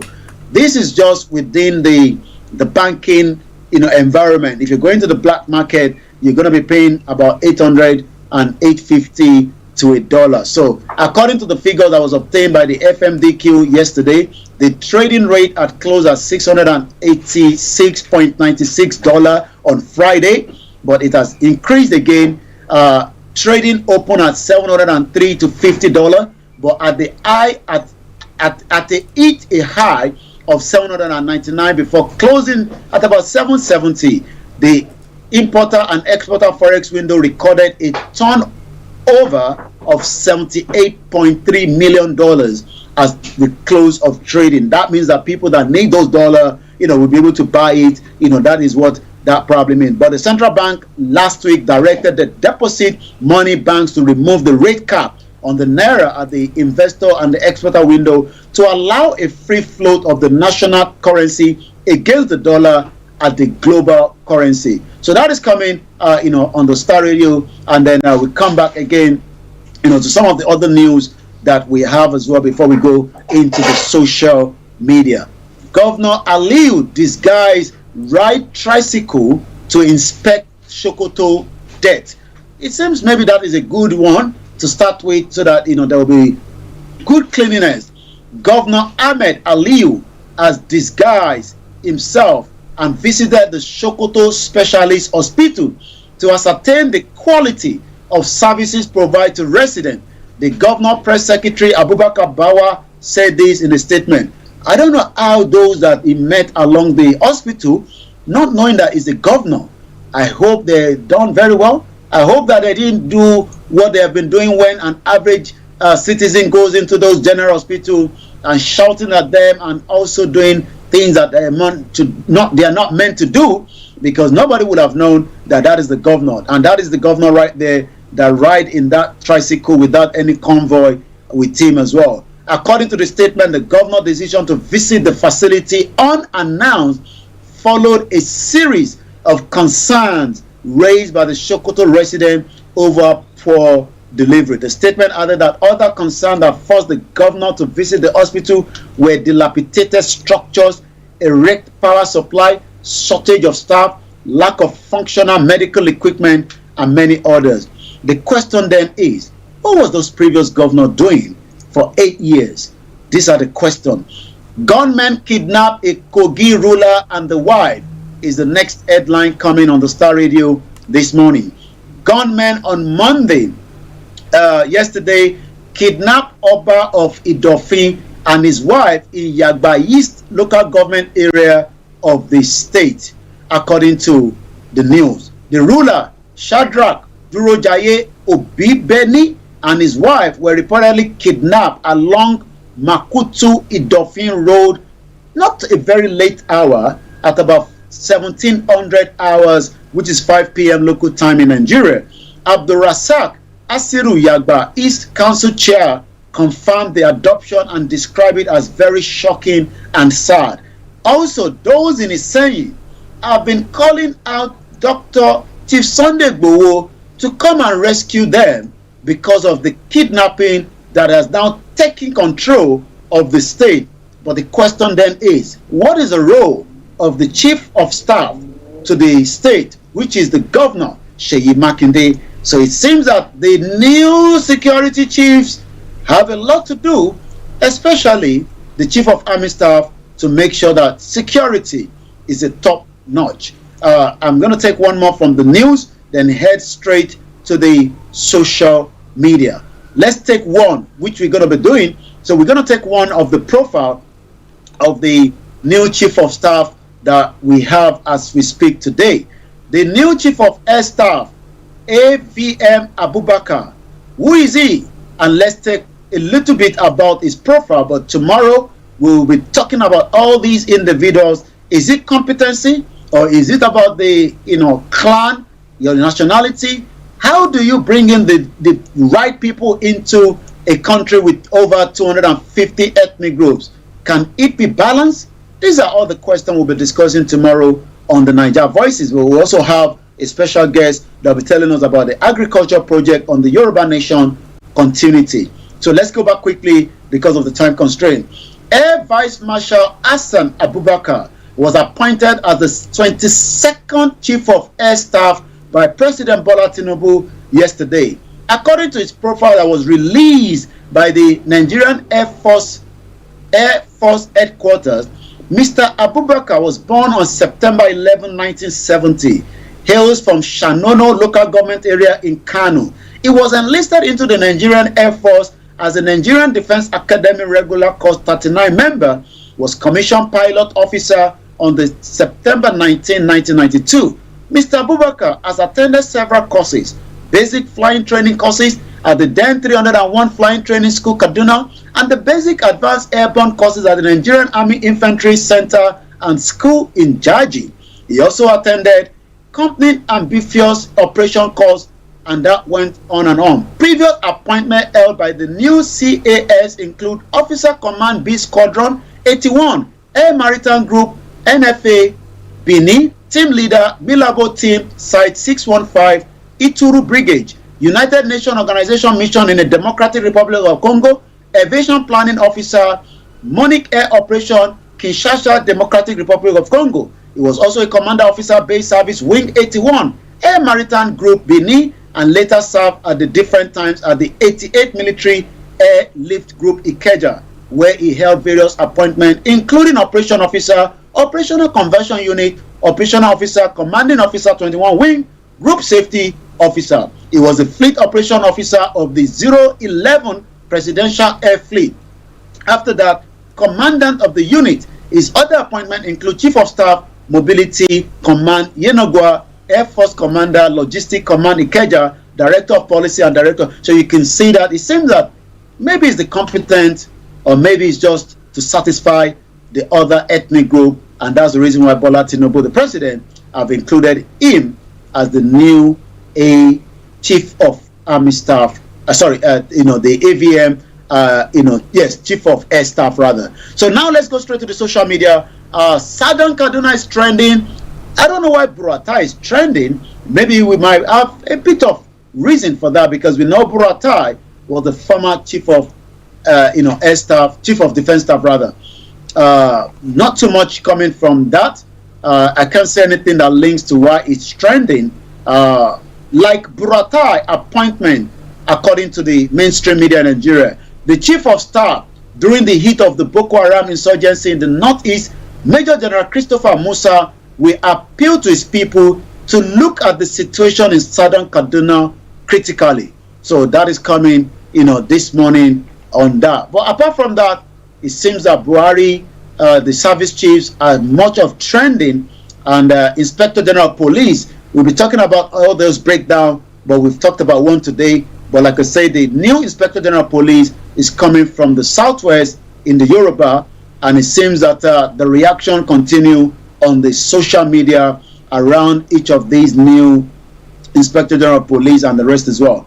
But one thing is, Star Radio UK will be giving you all those breakdown tomorrow, most especially during the Niger Voices. And that question is, for those that are agitating, is it about the new future in Nigeria for 4 years of Bola Tinubu, or is it the future in a Yoruba country that you would also have these same individuals, but there will be more of their own sovereign nation, just as other countries? Also, Ida has received a Guinness World Record certificate for the longest cooking marathon. Congratulations to her. But it seems that challenges is already propelling. As the young girl in Ekiti says, the one I didn't tell Guinness Book of Record, but prepare for 150 hours food marathon. I've not heard anything about the one that is frying puff-puff in the southeast. Maybe he's just frying it for the sake of frying it. But congratulations to the current winner, Hilda Bassi. Well, I hope that it's all edible, it's not just cooking or and we can't eat it. It's not edible. No. We want something that when you eat, you cook for those hours, and when I sit down and eat, I say, this is a good food. That's the one we're talking about. But listen, to Star Radio UK, Mr. Olayomi Koiki and North London Studios. I'm actually here in the South Studios. Let me read some of the comments that Bishop Adesina has put. He's talking about the forecast of the Naira. Now, we're talking about almost 800 on the black market. But he's saying that the forecast came earlier in May. By June to July, it will be 1,000 or 1,200 Naira to a dollar. That is the target point, so the economy can be stable for them to transact under the new economy regime. Now it goes further to say, otherwise the fuel subsidy removal and hike in fuel prices excess can not only be sufficient to help them service their debt. Wow, that's a big one there. So I mean, if you think that you have tightened your belt, he's telling you that no, we've not gone far enough. You have to tighten it some more. But can Nigerians actually continue to sacrifice that? And then we see our leaders still living in that opulence, just going about, just doing whatever things that they are doing. One thing that is quite interesting is we are looking at the various groups, like Simon Ekpa was commenting and posing some questions there. And we are looking at the Yoruba group and then the Middle Belt and everybody. And we are asking ourselves, this representation that Bola Tinubu has brought on, let's say that it works. Let's say everybody is doing their work diligently. Let's say that they are delivering as they're supposed to. Do you think that will change the mind of those who think they have been marginalized and they need out of the country? Well, I think, like you said, Bola Tinubu is trying his best to see how it can, propel the Titanic that has sunk. And we hope those that have been lost in the last few days or hours are found, even though I've talked about it this morning, because it's a huge amount of money to pay £96,000 to try and see what is happening under the 12,000 feet ocean. Nigeria, for some individuals, is like a Titanic that is already under the seabed. Yeah. But they're trying to bring it back up. But the one that went in 1912, the original Titanic, that was founded in 1985. It took them years to even find the location. Yeah. So it might be years before we might understand the true picture of Nigeria. But as any president, they come in with their own different keys. And it seems that the key that Tinubu is using right now is trying to stabilize the ship. How far it can do so to make sure that there's unity among those that wants to agitate and cut out of Nigeria is a different question. I looked up to East Timor. East Timor declared independent in 1975. That led to the Indonesia invading that country for over 2 decades. But at some point, it was the new president of Indonesia that actually requested the United Nations for a referendum for the complete final, allowing the East Timorians to have their own independent sovereign nation. And that referendum took place between 1999. There was a transition government that went ahead. And on the 2002 May 20th, East Timorians celebrated their official independence. Would Tinubu go in that direction by allowing Nigeria to divide in a peaceful way, velvet divorce? Would he take it back to the regional government as some have asked? The Afenifere are saying that we won't want to be in Nigeria, but we want a restructured Nigeria, not the 1999 constitution that is called amendment. So these are the pictures that Nigerians that are asking for their right to self-determination are looking up to. But time will tell, with Bola Tinubu. He hasn't said anything yet. He's still trying to, bring the ship back to stability. Like I said, 96 hours is the time frame for those at the moment under the seabed. But Bola Tinubu has another less than 3.5 years to go. So there's still more time for him to decide the fate of Nigeria. Okay, listeners, that's been quite an interesting one. And what is your take? What do you think? But like Yomi was saying, tomorrow we'll have the chance to be looking at all the service chiefs, and we'll be scrutinizing them one after the other, where they hail from, their track record. Do you expect something different from their predecessor, that they're going to do better than them? What do you think about all that? Just food for thought. And then we're coming tomorrow, and then we'll look at that on the morning show, and of course on the Niger Voices, where we have all the time to do. All right then. So Yomi, before you go.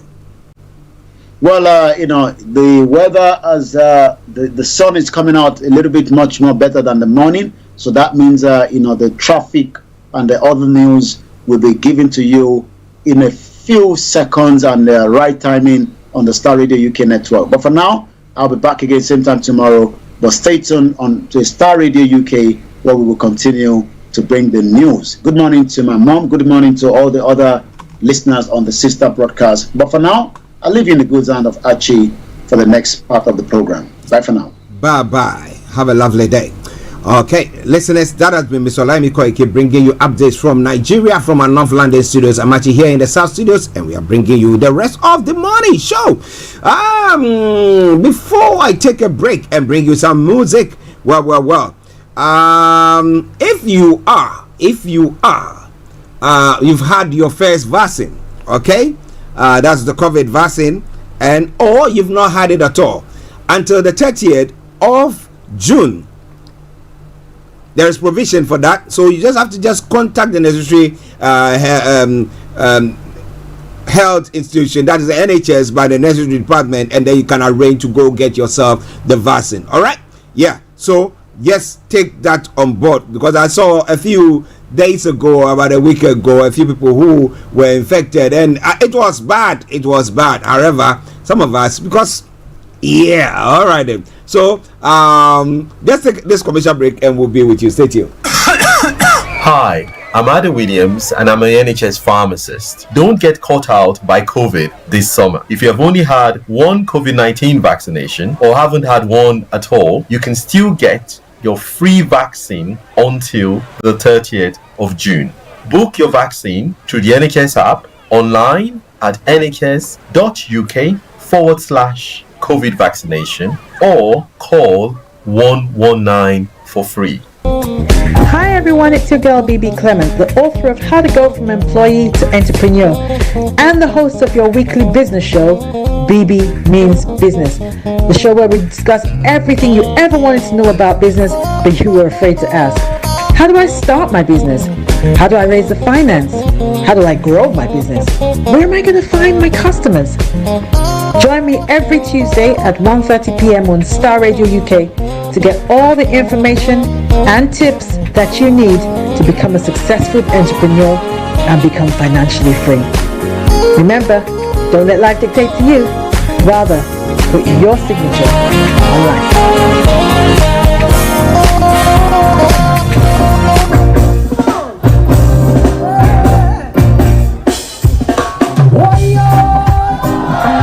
Okay, some reggae tune for you this morning. A dull morning here in London, but hey, wherever you might be, whether it's hot or cold, get yourself an appropriate drink, and then let's take this journey. But get up, stand up for your right, wherever you are. It doesn't matter, you have to stand up for your right, okay? So enjoy this from the Root Riders, and I'll be with you.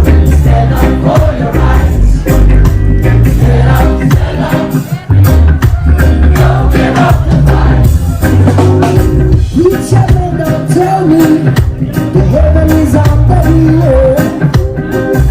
I know you don't know what life is really worth. It's not all that glitters is gold. Now you see the light. I want you to stand up for your right. Get up, stand up. Stand up for your rights. Come on, get up, stand up. Don't give up the fight. Give it up now. Get up, stand up. Stand up for your rights. Stand up, stand up. Get up, stand up. Stand up, stand up, stand up. Don't give up the fight. Most people think a great God will come from the sky, take away everything and make. Oh, but if you know what life is worth, and you would look for yours on earth, now you see the light. I want you to stand up for your right. Now stand up. Stand up for your right. Everybody, get up, stand up. Everybody, don't give up the fight. One more time, get up, stand up. One more time, stand up for your right. One more time, get up, stand up. Ready, one, sing it,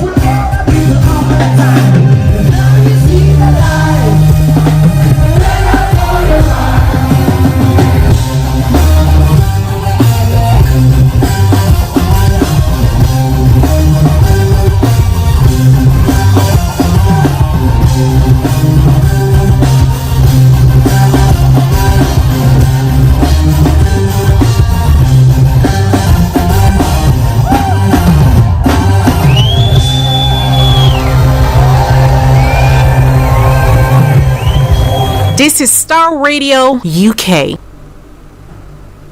You are listening to Starr Radio Morning Show.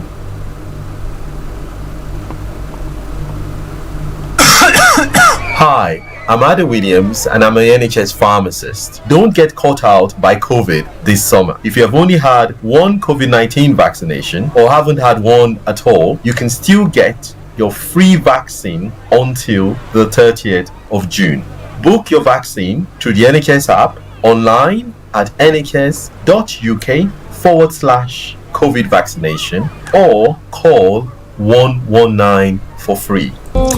Hi everyone, it's your girl BB Clement, the author of How to Go From Employee to Entrepreneur and the host of your weekly business show, BB Means Business, the show where we discuss everything you ever wanted to know about business but you were afraid to ask.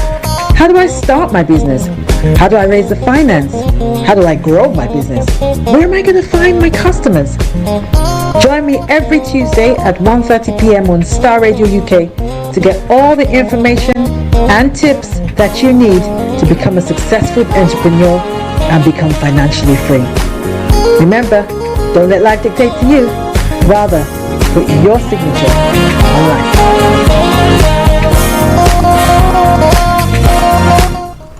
Welcome back to the program. It is Starr Radio UK. It is your favorite African and Caribbean radio station in London. We've got about 7 minutes to the top of the hour. Let me announce the lines open and let's move on. And as I did say, the program will finish at 12:30.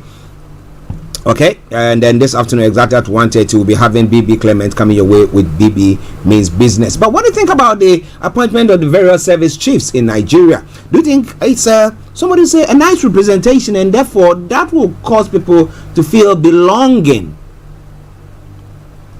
What do you think? Okay, so let's see what will happen on that front. But keep your comments still coming in, and I promise you one thing for sure, that I will be touching on that. And as many of you who are on other platforms as well joining in, feel free and continue to share your take with us on any other issue that is going on. Felipe Hatijin Kimana tried for involvement in Tutsi genocide. The trial of former Rwandan policeman Philippe Hategekimana, naturalized in France under the name Philippe Manier, before Paris. Okay, let me bring it up. Story as a whole. Paris Assize Court will enter a decisive phase on Wednesday with the first questioning on the merits of the accused, who is being prosecuted for genocide and crimes against humanity. Mr. Manier, 66, a former chief warrant officer in the Nyanza Gendarmerie in the Butare prefecture in southern Rwanda, has been on trial since May 10th. He has had little opportunity to express himself and has usually chosen to remain silent when questioned. Mr. Hategekimana or Manier is on trial for his alleged involvement in the murder of dozens of Tutsis in Butare prefecture, including the mayor of Chayazo, who resisted the implementation of the genocide in his commune. In particular, he is alleged to have ordered the erection of several barriers, roadblocks intended to control and kill Tutsis civilians. Now, the prosecution also accused him of having participated by giving orders and sometimes even being directly involved in the field in 3 massacres, that of the Nyabubari Hill, where some 300 people were killed, and on April 23rd, 1994, and 4 days later of Nyamuri Hill, where thousands of Tutsis had taken refuge, and the Iza Songa, Rwanda's Institute of Agriculture Science, where tens of thousands of victims were recorded as well. The accused contests all this accusation. In particular, he claims that he was in Kigali in charge of the security of a canal at the time of the massacre on Nyabubari Hill. So, who is telling the truth there? Interesting. But this all coming away from Starr Radio UK, your favorite African and Caribbean radio station in London. Now, Senegal's media freedom is being threatened by government crackdowns. The story is making the round. The recent riots in Senegal have caused the government to crack down on the country's media, with journalists left struggling in the face of violence and threats. WAV TV has been left in limbo in recent weeks since it was suspended for 30 days on June 1. The private channel is a fierce critic of the Senegalese government, which has blamed them for broadcasting violent images involving minors, accompanied by subversive and hateful comments that undermine the stability of the state during the recent riots.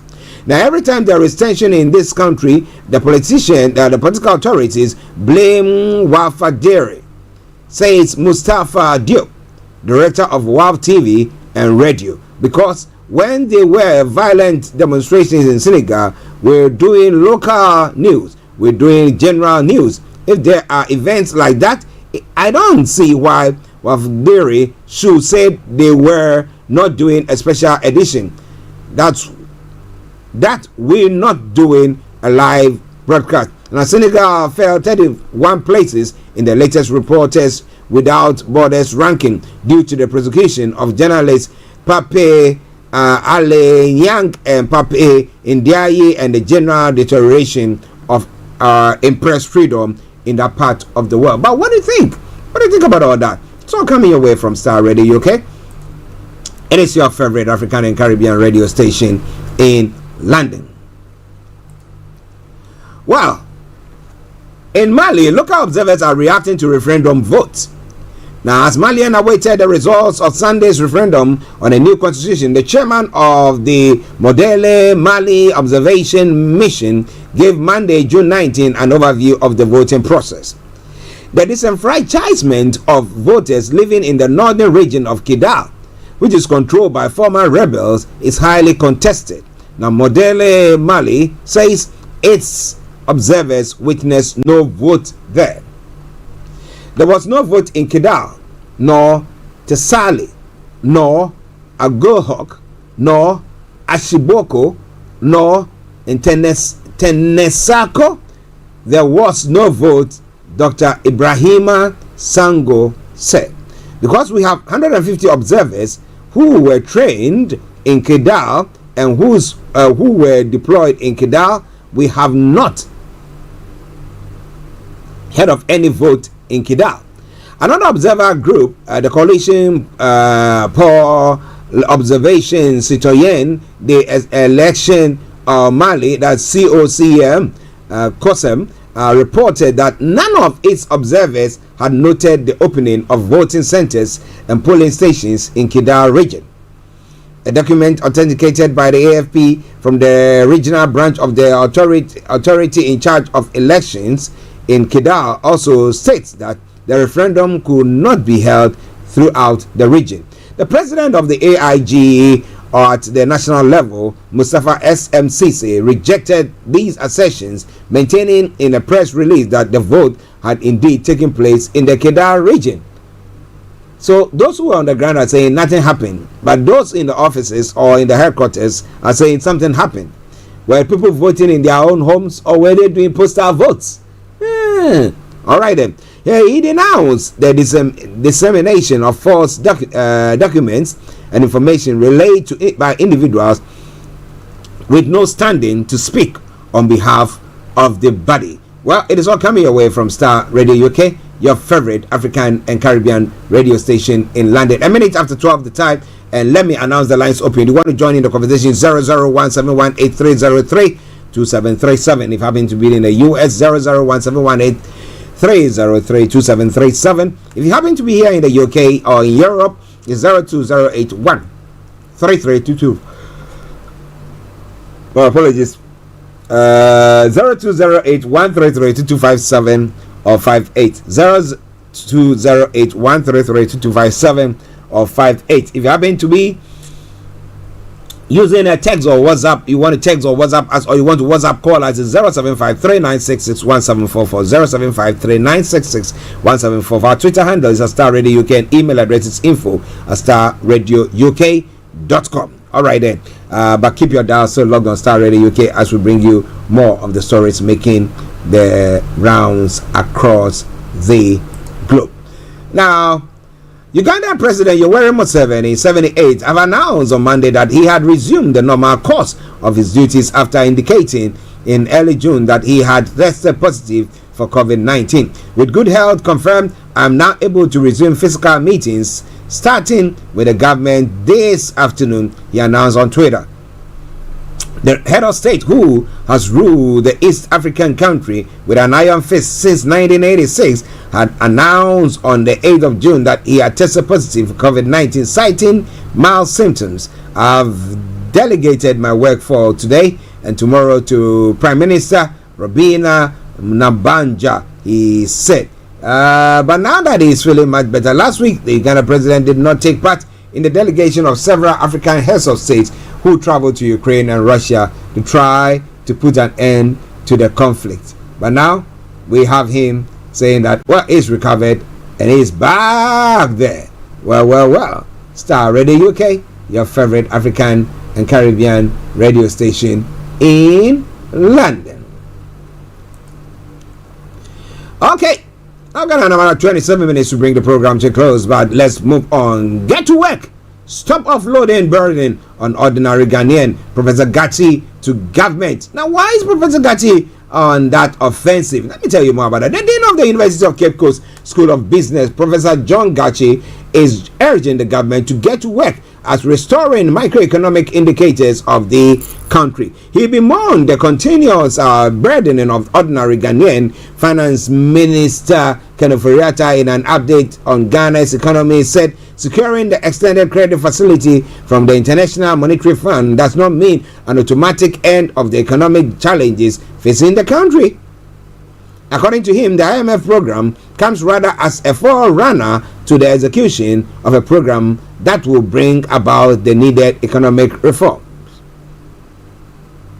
Speaking this morning, Professor Gatti stated that the government must get to work and desist from offloading burdens on the Ghanaian people. Koiki said, I think sacrificing is inevitable, but I think there should be a major level of sacrificing, and indeed Ghanaians have gone through a major level of sacrificing already. To pile on more sacrificing on them is a burden. The government should not offload burdens to Ghanaians. Whatever engagements that the government will have with the IMF program it should not waste time. What we need now is for the government to begin to work or to begin work. All right then. So those are some of the stories there, as well as Starr Radio UK. It is your favorite African and Caribbean radio station in London. I've laid a solid foundation for Ghana. A free year, Akoto is saying there as well. So what kind of foundation is he talking about there? The former Minister of Food and Agriculture and an aspiring presidential flag bearer of the New Patriotic Party, Dr. Owusu Akoto, has assured Ghanaians that he has laid a solid foundation for Ghana's agriculture sector that is capable of changing the country's economic fortunes. Now, during the 6 years of my tenure in the Akufo-Addo government, we laid a foundation both in terms of programs, legislation, and intellectual capacity to build an agriculture which will provide the finances, both foreign and local, to finance our industrial development, our education, health, and infrastructure, including motorways, farm trucks, and all the requirements that we need to make a good country. The former MP for Kwadaso said, what is now left is a proper takeoff with the right investment and resources. He said, when given the opportunity to become the flag bearer of the NPP and subsequently as president of the Republic of Ghana, the first step he would take towards achieving that goal will be to create the Agriculture Management Committee headed by the president. So, well, he means that he's going to be in the thick of events. So what about that? Does it give you the reassurance that he should be the man? And if it comes to all the various individuals who are trying to vie for this flag bearership position of the NPP, who is your favorite? And who do you think has got the best policies for the country? More going to be coming your way. This all coming your way from Starr Radio UK, your favorite African and Caribbean radio station in London.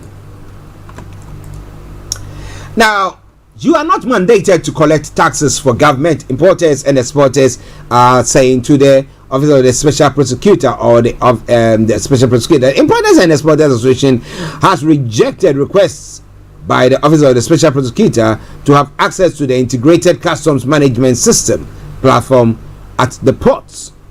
Why are they saying that? What exactly is going on?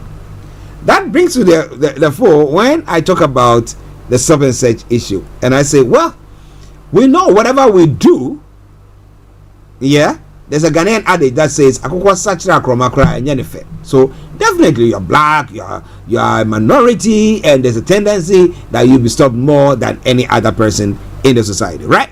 Good.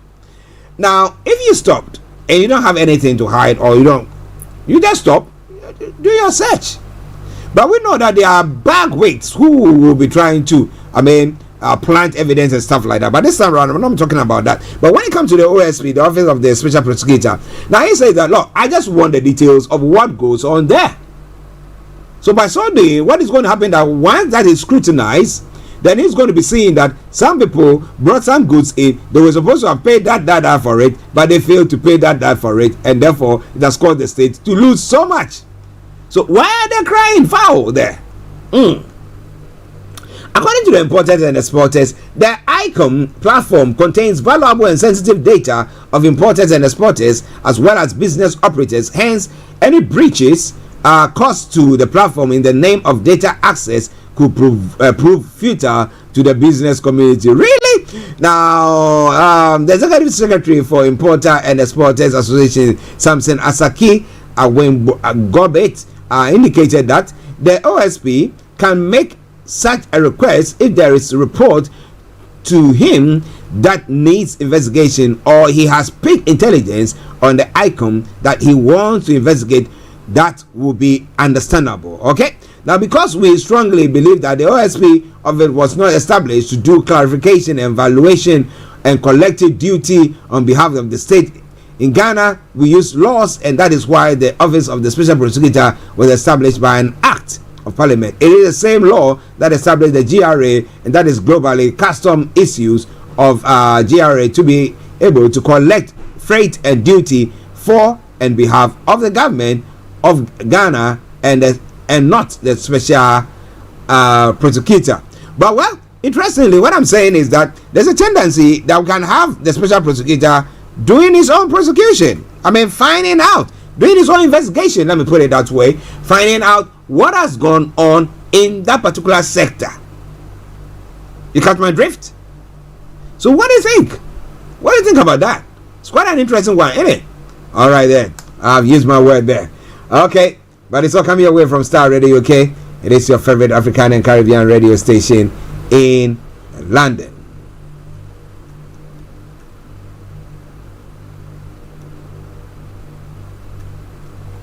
All right, let's move on. Let's move on to some of the other stories making the rounds in other parts of the world as well. But that will be after this short commercial break. Stay tuned and then tag the dial.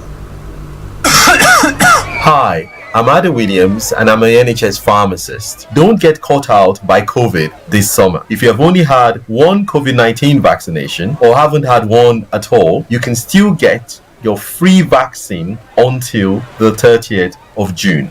Book your vaccine through the NHS app, online at nhs.uk/COVID vaccination, or call 119 for free. Hi everyone, it's your girl BB Clement, the author of How to Go From Employee to Entrepreneur and the host of your weekly business show, BB Means Business, the show where we discuss everything you ever wanted to know about business but you were afraid to ask. How do I start my business? How do I raise the finance? How do I grow my business? Where am I going to find my customers? Join me every Tuesday at 1:30 p.m. on Starr Radio UK to get all the information and tips that you need to become a successful entrepreneur and become financially free. Remember, don't let life dictate to you. Rather, put your signature on life.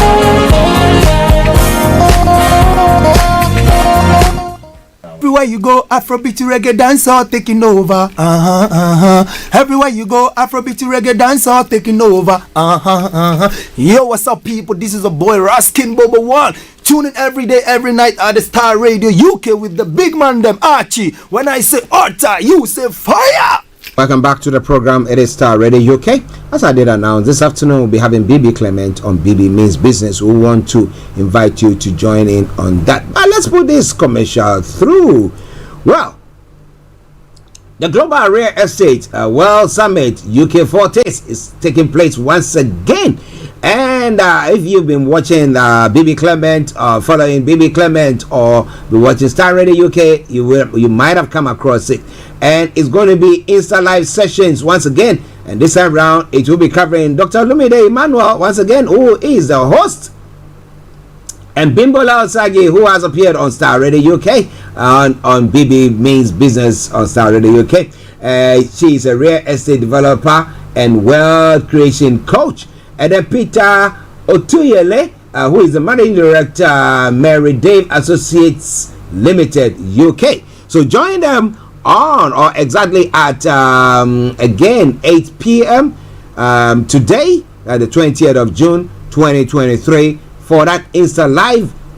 It is Olumide Emmanuel, and you will be part of it. So wherever you are, don't you go away. But it is the morning show.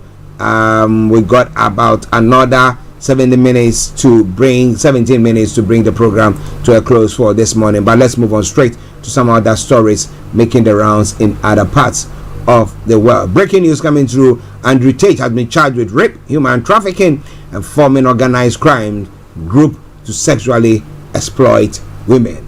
Andrew Tate has been charged with rape, human trafficking, and forming organized crime group to sexually exploit women. Okay. Those are some of the stories making the rounds there this morning.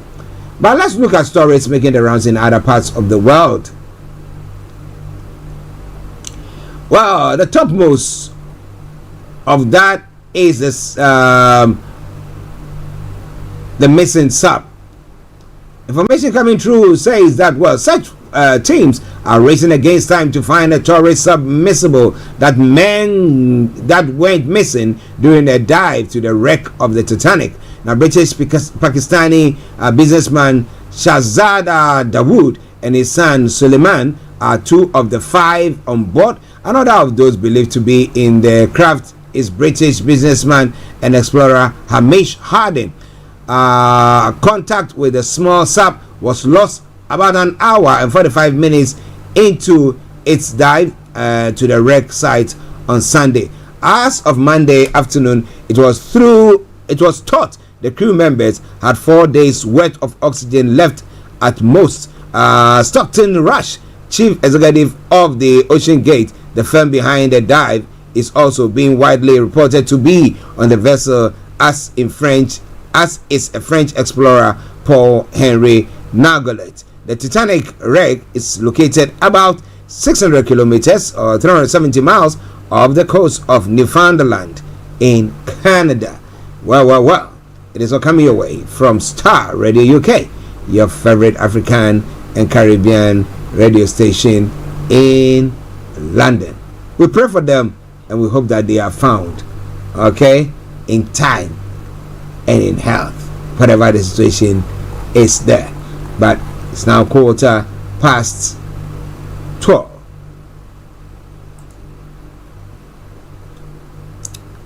Now, when it comes to some other stories making the rounds there, now the Paris 2024 Olympics, French police raid organizers' headquarters. The French police are searching the headquarters of the organizers of the Paris 2024 Olympic Games. Paris 2024 is cooperating fully with the investigators to facilitate their investigation. A spokesperson for the organization committee said it is not yet clear what prompted the raids in and around the French capital.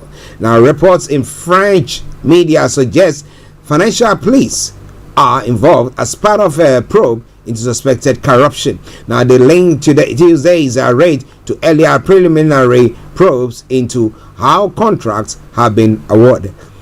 The French media also reports that the office of Paris 2024 and Solidio, the organization in charge of delivering Olympic infrastructure, are being searched. The French police have made no comments on the issues. The 2024 Olympics takes place from the 26th of July to the 11th of August, with the Paralympics running in September 2024, and that's how the story goes there.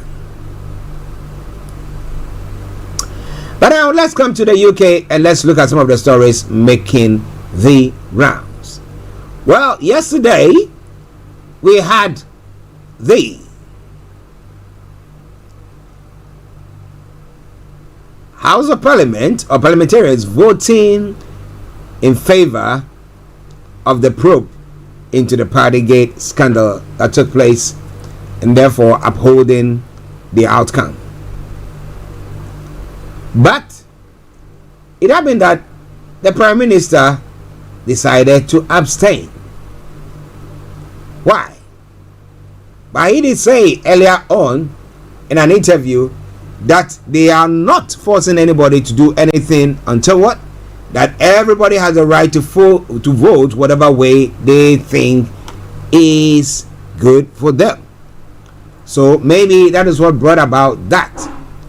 But well, let me tell you more about that in a moment. So the story says, MPs have backed a report that found Boris Johnson deliberately misled MPs over lockdown parties at Downing Street. The Commons voted overwhelmingly in support of the report by 354 to 7. The cross-party committee report had found Mr. Johnson committed repeated offences when he said COVID rules had been followed at number 10 at all times. Now, several allies of Mr. Johnson questioned the impartiality of the committee and said they would vote against it. Now, former Prime Minister Theresa May, Commons leader Penny Mordaunt, and Education Secretary Gillian Keegan were among the senior Conservatives who supported the report's findings. Now, Conservative MPs who voted against included Sybil Kosh, Nick Fletcher, Adam Holloway, Carl McCartney, Joy Morrissey, and Heather Wheeler, while 118 Tories voted in favor. No vote was recorded for 225 MPs because they either abstained or did not turn up to vote. Mr. Johnson had asked his supporters not to vote against the report, with the sources close to the former Prime Minister arguing it had no practical effect. Now he has resigned. But his critics suggested the move was designed to avoid revealing the low level of support for him among the Tory MPs. So it's those 225 the supporters of Boris Johnson, the majority that he got. So let's say the others are ones that are there, but these are the real things. What do you think about all that? Well, a lot more going to be coming your way. I know analysis are going on here and there, and we'll bring our best or do our best to bring you what it takes or what you need to know. But well, the former Prime Minister Boris Johnson, whilst leaving office, gave his list of peerages or various awards that should be accorded some people. But Sean Bailey should consider declining his peerage over a lockdown party. For staff on his failed London mayoral bid, senior Tory MP Tobias Elwood has said, guess who invited to jingle and mingle at the 2020 Christmas gathering at a time when indoor social events were banned? Mr. Bailey is said to become a lifetime member of the Lords after Boris Johnson nominated him for a peerage. He's good. Let him go, Abby. Somebody say, well. No. He has said it was for others to decide whether he takes his seat. Now, asked this morning whether Mr. Bailey should consider his position, Mr. Elwood replied, absolutely, he needs to consider that, if we're being frank. There are big questions there. I don't think I can answer those now, added the chair of the Commons Defense Committee. It's all coming your way from Starr Radio UK. A couple more, and then we'll bring the program to a close.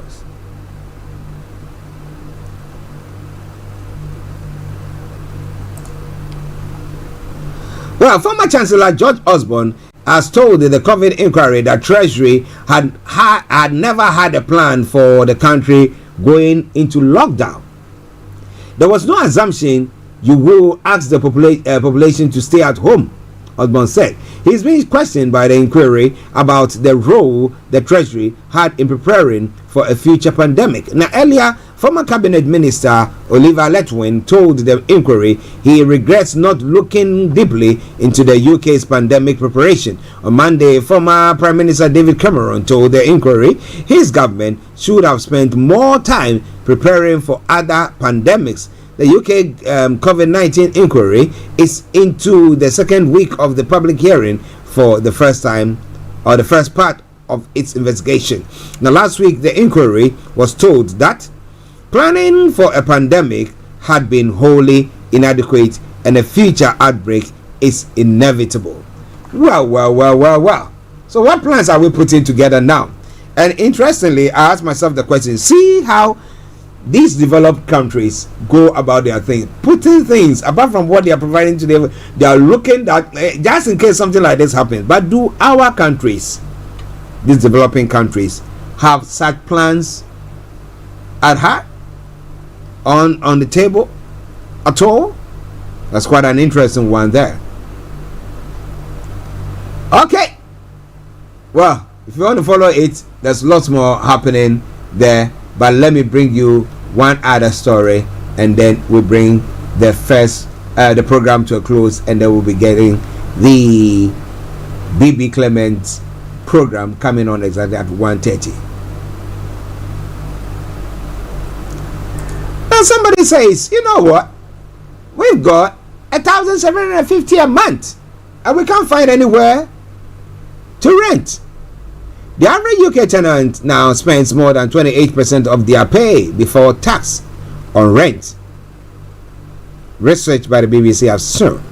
It means people are spending more of their wages on the rent than at any other time in the last 10 years, according to property portal Zoopla. Now, average rents for new lets have also risen, jumping 10.4% in a year, making it harder for people to afford places. Now, Chris Ward and his girlfriend said they were struggling to find a rental in London despite a $1,750 a month budget. I don't have a car. I don't go on vacation. I can't save for property, the 31-year-old said. There is necessary support for the poorest, but the young workers are also struggling now. Richard Donner, executive director of Zoopla, said there was signs of financial stress for tenants, and particularly those on low income.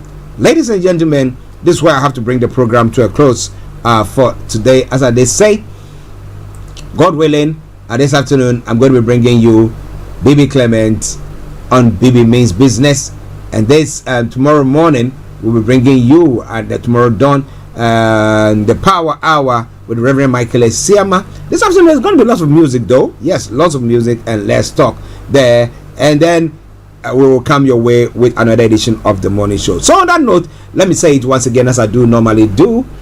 Thank you very much for joining us.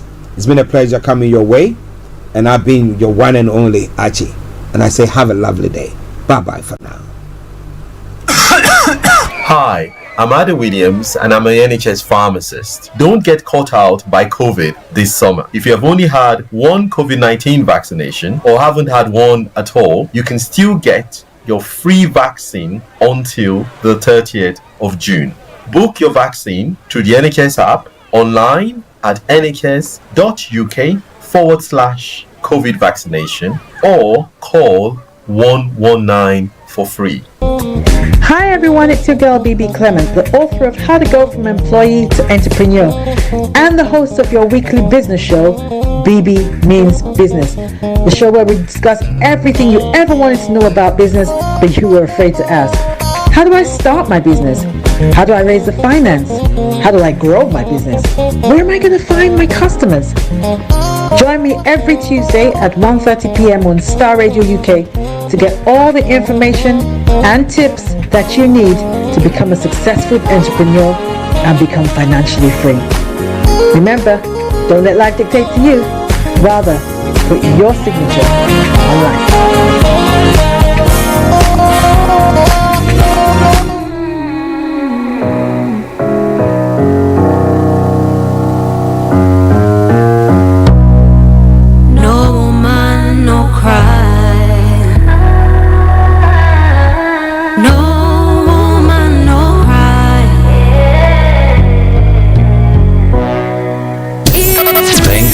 Thanks for listening. No woman, no cry. Said I remember when we used to sit in the government yard and trenched out about observing the hypocrites. Mingle with the good people with me. Good friends we have and good friends we've lost along the way. In this great future, you can't forget your past. So dry your tears, I say.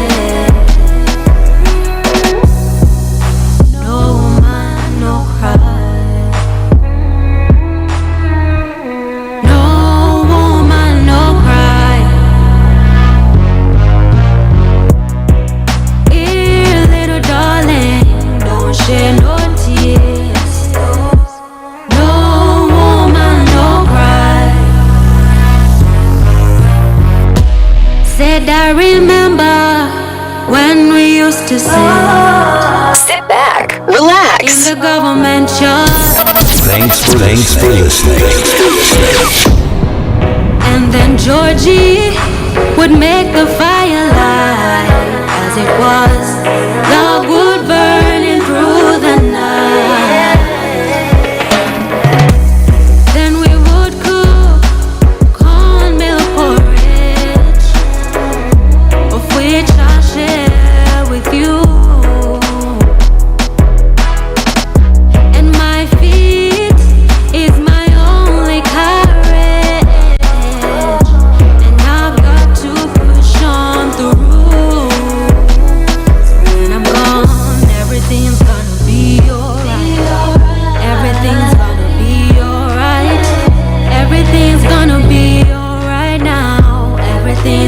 be alright.